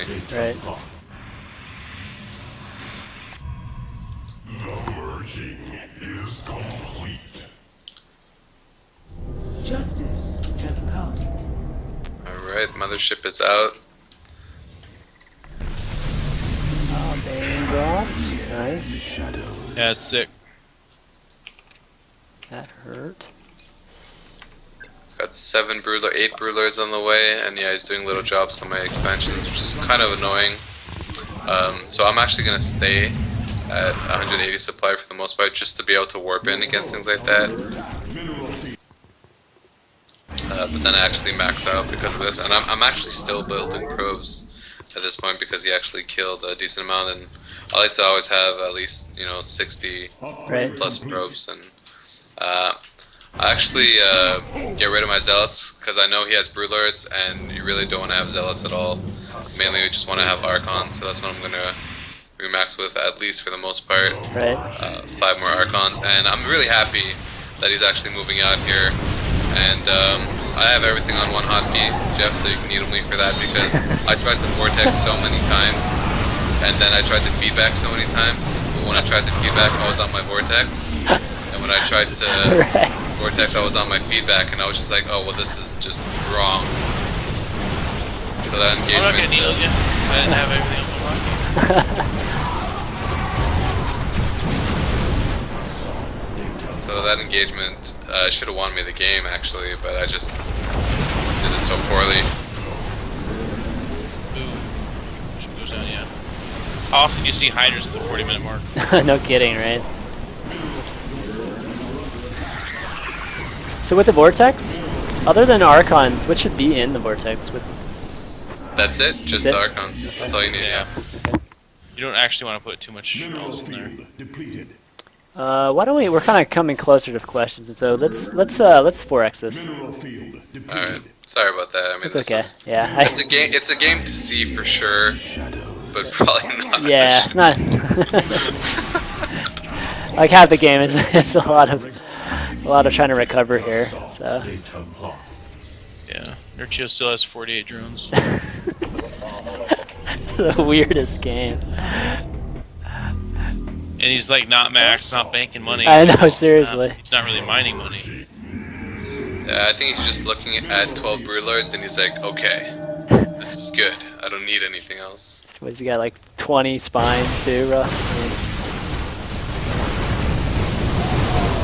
There we go. No, but I There's don't a do good it. vortex. I don't even do it properly. Still. Oh, that's true. You didn't. Oh no. Oh god, it's going so fast. I can barely see it. I'm sad to say I'm not a professional Archon toilet person just yet. I think this one is bringing me closer to just being really awesome, but then watching JYP play at Homestar Cup, I think I'm like, I understand how to do it now. Oh, that's good. Yeah, it's a good skill to have. We got. You've almost mined this map out. I didn't think it was possible, but Now you have 48 harvesters. somebody's got to. I mean, if he doesn't, I guess I have to. Oh my gosh. Okay, where are you? Shoot, I'm following her. Okay, there we go. That mothership is alive. So do we ever see a War Prism actually? I didn't see one. Vespene geyser exhausted. Maybe it's coming in the last 3 minutes of the game. I think maybe we times 4 past it or something. Oh, maybe. Oh, that's a scary army, actually. Oh, there it is. Okay. I mean, if you press A, and you get the army tab up. I'm losing. You know, it's interesting. That's what it always looks like. Broodlords are just really expensive units. Depleted. Mineral field Alright, it's pretty much over now. depleted. Alright. Okay, that was an interesting game. Look at Jeff. Yeah, it's one I wish never to repeat ever. Right. Well, alright, why don't we, well, after that game, why don't we go into some questions? I'm sure the viewers are dying to ask some questions, so. Switch over here, and let me get my list here. Somebody's been rounding them up for me. Okay, in control, what are the keys for you taking a third after opening FFE and PVZ? One of the things I'm working on is that right now it's you want to take a third faster rather than later. So a lot of these Protoss players have like 5 or 6 sentries and 5 or 6 stalkers and a couple of zealots, and that's all they're using to take their third. I mean, at that time, of course, we're starting to see the rise of their tech taking shape. So if they open Stargate, usually that's about the time you're following up with like a robo, so you're pumping out immortals and observers. Or you are advancing your tech further, so you've got Dark Templar harassing, or you're going Blink at that time. But a lot of players in the past did not feel comfortable expanding at that time. They felt more comfortable at like 120 or 130 supply, whereas now we see Protoss players doing it between 80 and 100, even lower than that, sometimes 70 and 100. Right. And the reason for that is because so many Zerg players right now have adopted the style where they go up to 3 bases, they're looking to take a 4th, and they're droning very heavily. It's not as common now for us to face a Zerg who hits 3 bases. They're at 45 or 50 drones, and now it's time to just make units. Zergs have fallen back on their heels, and they're defending against Protoss strategies, and then toppling the Protoss players with their stronger economy. So if the Protoss player takes their expansion, they're probably not facing as big of an army, and they can get that expansion up. So I know that doesn't necessarily answer the win, but hopefully giving backstory on the thought process will help you come to that conclusion on your own. Right. Okay, here's a question for both of y'all. What are your pro goals for this year? Why don't you go first, Attero? Winning MLG if it comes to Canada. If it doesn't come to Canada, just really placing high in an event. Top 3 of any event I'll be happy with. Okay. Jeff? My goal is pretty simple. 2011 was a big year for me in a lot of different ways, but it was not in terms of results, not at all. And in 2012, I'm gonna do everything I can to return to the kind of player who, even if he's stuck in the group of death, you can't count him out. He's capable of beating anybody. So I'm not going to say my goal for 2012 is to win a major tournament. I'm not even going to say that it's to place highly. I want both of those things to be possibilities, whereas in 2011 I really don't think they were. Right. So. Okay. Let's see. Okay, Attero. From a Terran viewpoint, when you get maxed as Protoss on 3 or 4 bases, what Terran composition do you lose that one big fight to most? Like 40 ghosts, mass EMPs. Right. I'm serious. No. Ghosts are actually really good late game, and people don't use them enough, I find, in the large numbers, because you can actually just scan non-stop late game and just snipe observers one after the other, and once you cloak those ghosts, you can just rain EMPs all over the High Templars and then stim in with the rest of your Marauders and Colossus. So just Right. a high number of ghosts and, at least a decent number of Vikings and just constant Marauders, even Medevac dropping here and there, but try to be really ghost heavy if you can. Of course, don't skimp out on the Marauders, but just a ton of ghosts with really non-stop scans with the Vikings. It's hard for Protosses to deal with that. Okay. I've been forgetting the names of these questions. Sorry, guys. So this question's from Isoth. What are your thoughts, Jeff, on Day 9 saying that PvZ metagame is shifting away from Deathball into constant harass?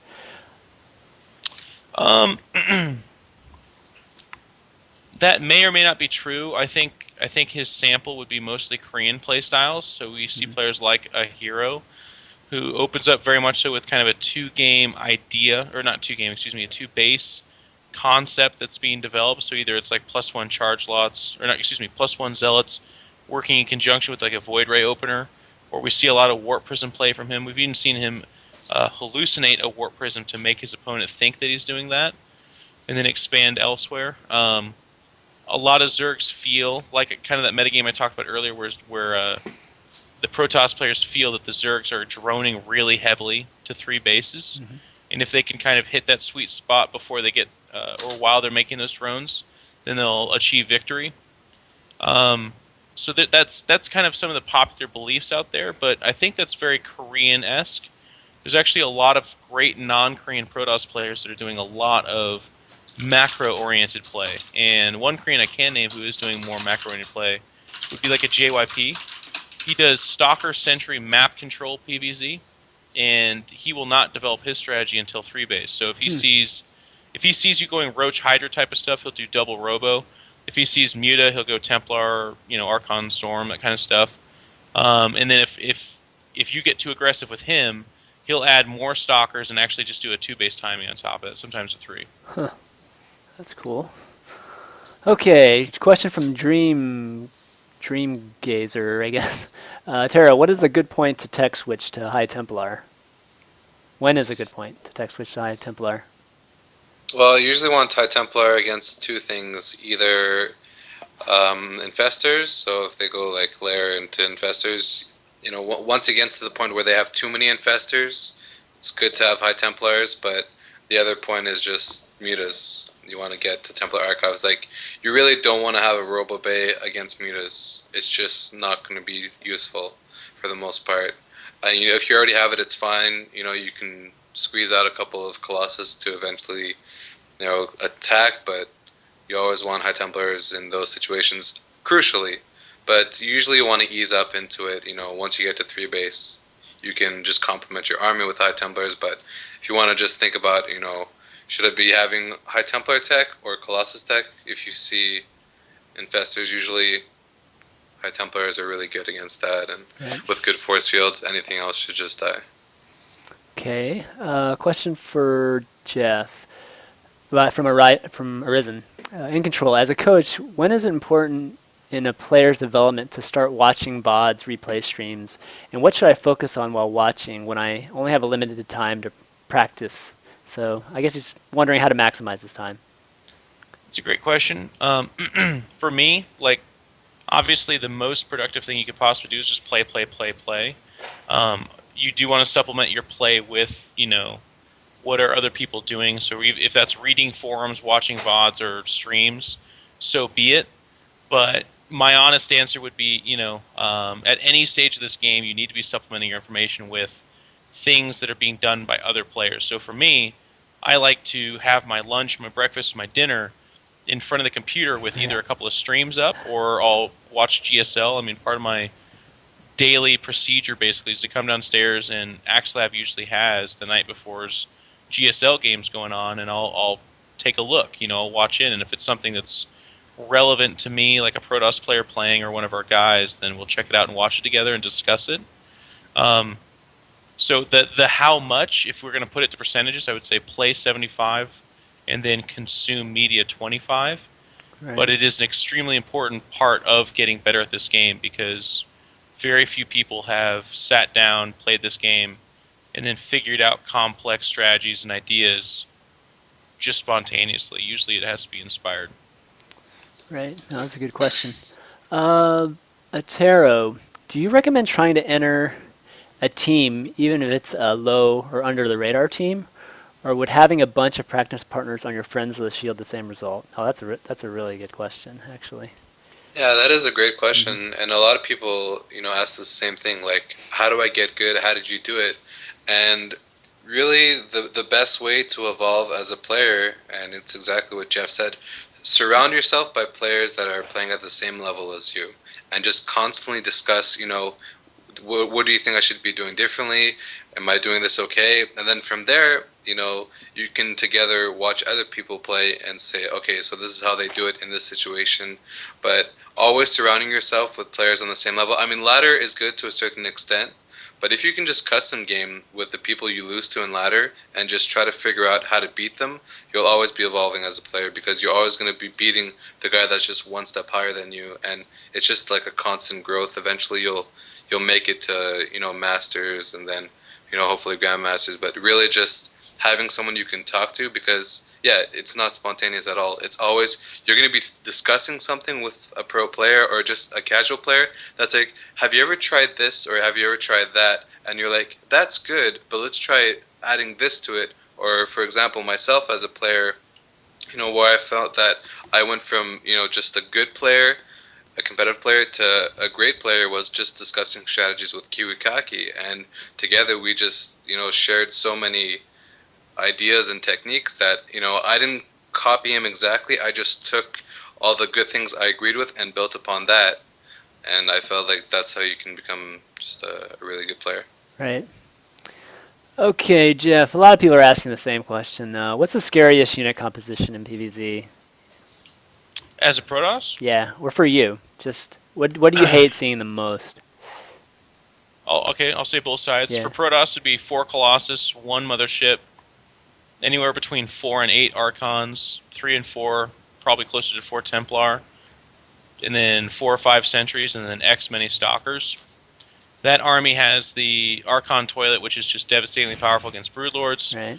You have the Blink Stalkers, which handle everything, and then Storm's good at softening up the little stuff. And then the Colossus clean everything up. So that's Right. pretty much the perfect army, as far as I see it. For Zerg, the perfect army is kind of what you saw from Demaga versus JYP on dual site. It's something like 20 Broodlords, 14 or 18 Infestors, and then like 15 or 20 Corruptors. Right. Screw everything else. That army is devastating. Yeah. Okay. All right. Question for. Let's see. It's actually for both of y'all from Mahi. How do you know when to go double forge? What scouting cues tip you off? Go double It's forge. just crazy. Yeah. Double Forge is really all about how passive your player is, so you can take advantage of their greed by saying, okay, you're not going to attack me, well, guess what? I'm going to, beat you by having better upgrades when we actually do fight. And it's just, I think it's more of a situational thing than actually just going into it. Like a lot of players will just scout and see them going like heavy tech. For example, if you see someone going like 4x Ghost Academy, you don't want to be going double forge in PvT. So it's really just, good scouting will say if your player is passive and he's not going to attack you for a while, then go for double forge by all means. But if you feel like he's going to be aggressive the entire game, you kind of want to just build off of one forge because you definitely need units to just be defending all games. So, double forge against passive players, and otherwise just at least have one forge at all times.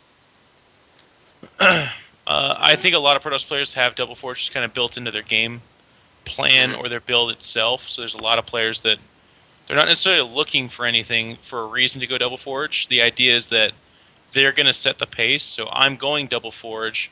The impetus is on you, my opponent, to keep up with me, as opposed to, oh, okay, you're doing that thing. Well, I'm going to go double forge then because I can afford to. Because the whole idea, most of the time, PvT specifically for double forge, is to overcome your opponent in upgrades, not keep pace with them or react to them. PvZ, there's a little bit more room for situational stuff. Like if you're going Stalker, Archon, Immortal, Templar kind of composition, which is becoming pretty popular, you're going to need to go double forge there. You need that upgrade advantage because you don't have the lazy Colossus to do all the work for you. And then PvP, I don't think upgrades, and I don't necessarily know this is a true statement. In my experience, upgrades are not the most important thing in that matchup, just because a lot of times it ends up being like very compositional and positional favored, as opposed to like the quality of the unit you're using. So that one might be a little bit more scouting, like, okay, we're both on 3 base. Oh, you're going double forge. I guess I will as well, just so that I cross all my T's and dot all my I's type of thing. But it's not really like a, oh my god, I'm dying now. Not really. Okay. How about one more question for each of y'all? Let's see. Let's start with Attero.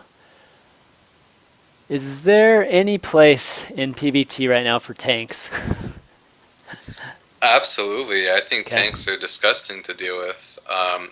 To start off, you have the 1-1-1. Mm-hmm. So right there, Sure. you have PvT, and I think they're adopting it a lot in Korea, just having these messed up 2-base marine tank timings as well. And I think it's more map based. I don't think you can do it on every map because there's a lot of places where Protoss can just be in a good position and cut your army in half, and tanks are not really going to be too useful. But I think as the game just tries to grow in a lot of meta games, eventually we'll get to that point where there's always going to be tanks here and there. But I think in Protoss versus Terran, we're just dealing with 1-1-1 so well, so that when we see tanks, we kind of get that composition to deal with it, like charge lots and blink stalkers and Right. getting DTs and just a ton of immortals as well. But for the most part, I don't like tanks as a Protoss player. I think they're just insanely good.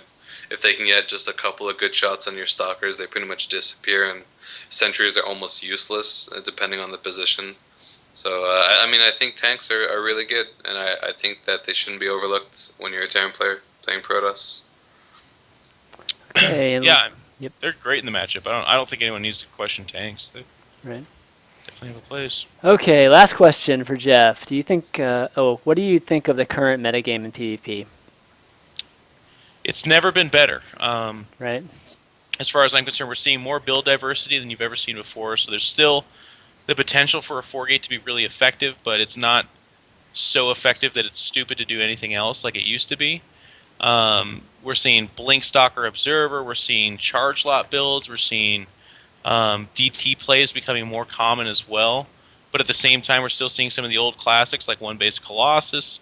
We're seeing more Immortals because of that range increase. So as far as I'm concerned, and Phoenix play, never, not to undermine that, but when I go into a PvP, I feel like I am at least potentially displaying my skill in competing against somebody who's doing the same thing, whereas it used to be a lot more coin flippy was the term people use, so it was a lot more like, I'm guessing that I'm going to do this and it's going to work, and the other guy's doing the same thing. And sometimes the skill and the brain power behind the matchup was taking out of our hands. So a lot of people would complain that PvP was just too sporadic. Like, you could be a really good Protoss player, but like, let's say that game you decided to go 1-gate robo because you're taking a risk. The other guy 4-gated, you're just dead. And he could be terrible and he could just still beat you. Right. All right. Well, guys, we're going to conclude the question and answer part of this show because we can't keep them here all night. So why don't we go into shout-outs? Andrew, why don't you start off? For sure. Well, first, thank you, Chris, for having me on the show. It's been awesome, and Jeff is definitely the guy that I would always love to do anything with. I mean, he's just an awesome guy, and I want to thank my team as well, Team Dynamic, for supporting me, sending me to events consistently as well. Thanks to our sponsors, Steel Series and Bigfoot, and the owner Mitchell, just working hard to keep the team growing. And they're a big Counter-Strike source team, and I'm pretty much leading their StarCraft 2 team, so definitely check them out if you can at teamdynamic.biz is our website. If you're also a Counter-Strike fan, you'll definitely love our website, as we are moving to Battlefield 3 and CSGO.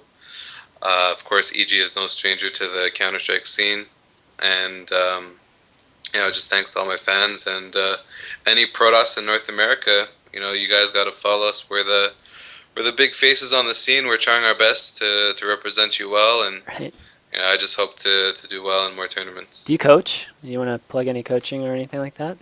Yeah, I coach and stream as well. In terms of coaching, if you guys are interested, you can always send me an email to sc2attero@gmail.com. My rate is $30 an hour, so keep that in mind. But I am available pretty much anytime for coaching. And in terms of my stream, it's Twitch TV/sc2attero.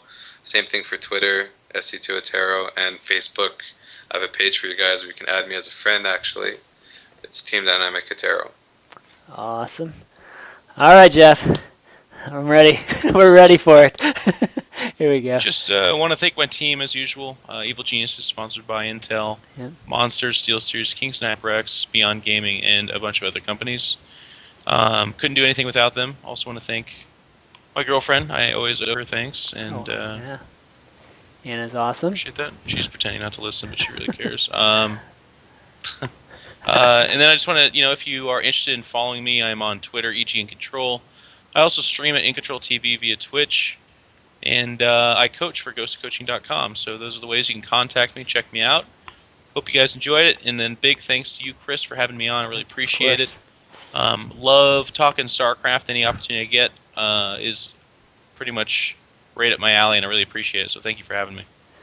Well, no problem. I want to thank both of you guys for coming on because again, I said in the beginning, I've been wanting to get you guys on the show, since the start of the show. So I'm really happy that our schedules lined up. And I want to thank my sponsor, Let'sCrosby.com. If you like to watch train wrecks and Let's Plays, definitely drop by there. There's a lot of videos. They're kind of fun. They're really funny, actually. But yeah, I hope you Protoss out there enjoyed this episode. I think it was really great. I think a lot of the analysis and everything you guys did were incredible, like invaluable. I think to a lot of the viewers. And I think that's probably going to conclude the show. Next show will be Monday. We're going to have none other than White Raw on the show, so that should be fun. But yeah, definitely tune in. Definitely follow me on Twitter. Follow my YouTube channel and Twitch, obviously Twitch TV/ChanmanV. And hopefully I'll keep enjoying the show. But I'm going to actually turn off the stream for... Well, actually, I'm not going to turn off the stream. I'm just going to turn off the volume for a second and say bye to these guys. But we're going to have an after party, 4v4s afterwards. I promised it after last show. So we're going to do that. Just join the ChanmanV channel. But all right, guys. See you in a second. All right, thanks, guys. Good night. See ya. All right.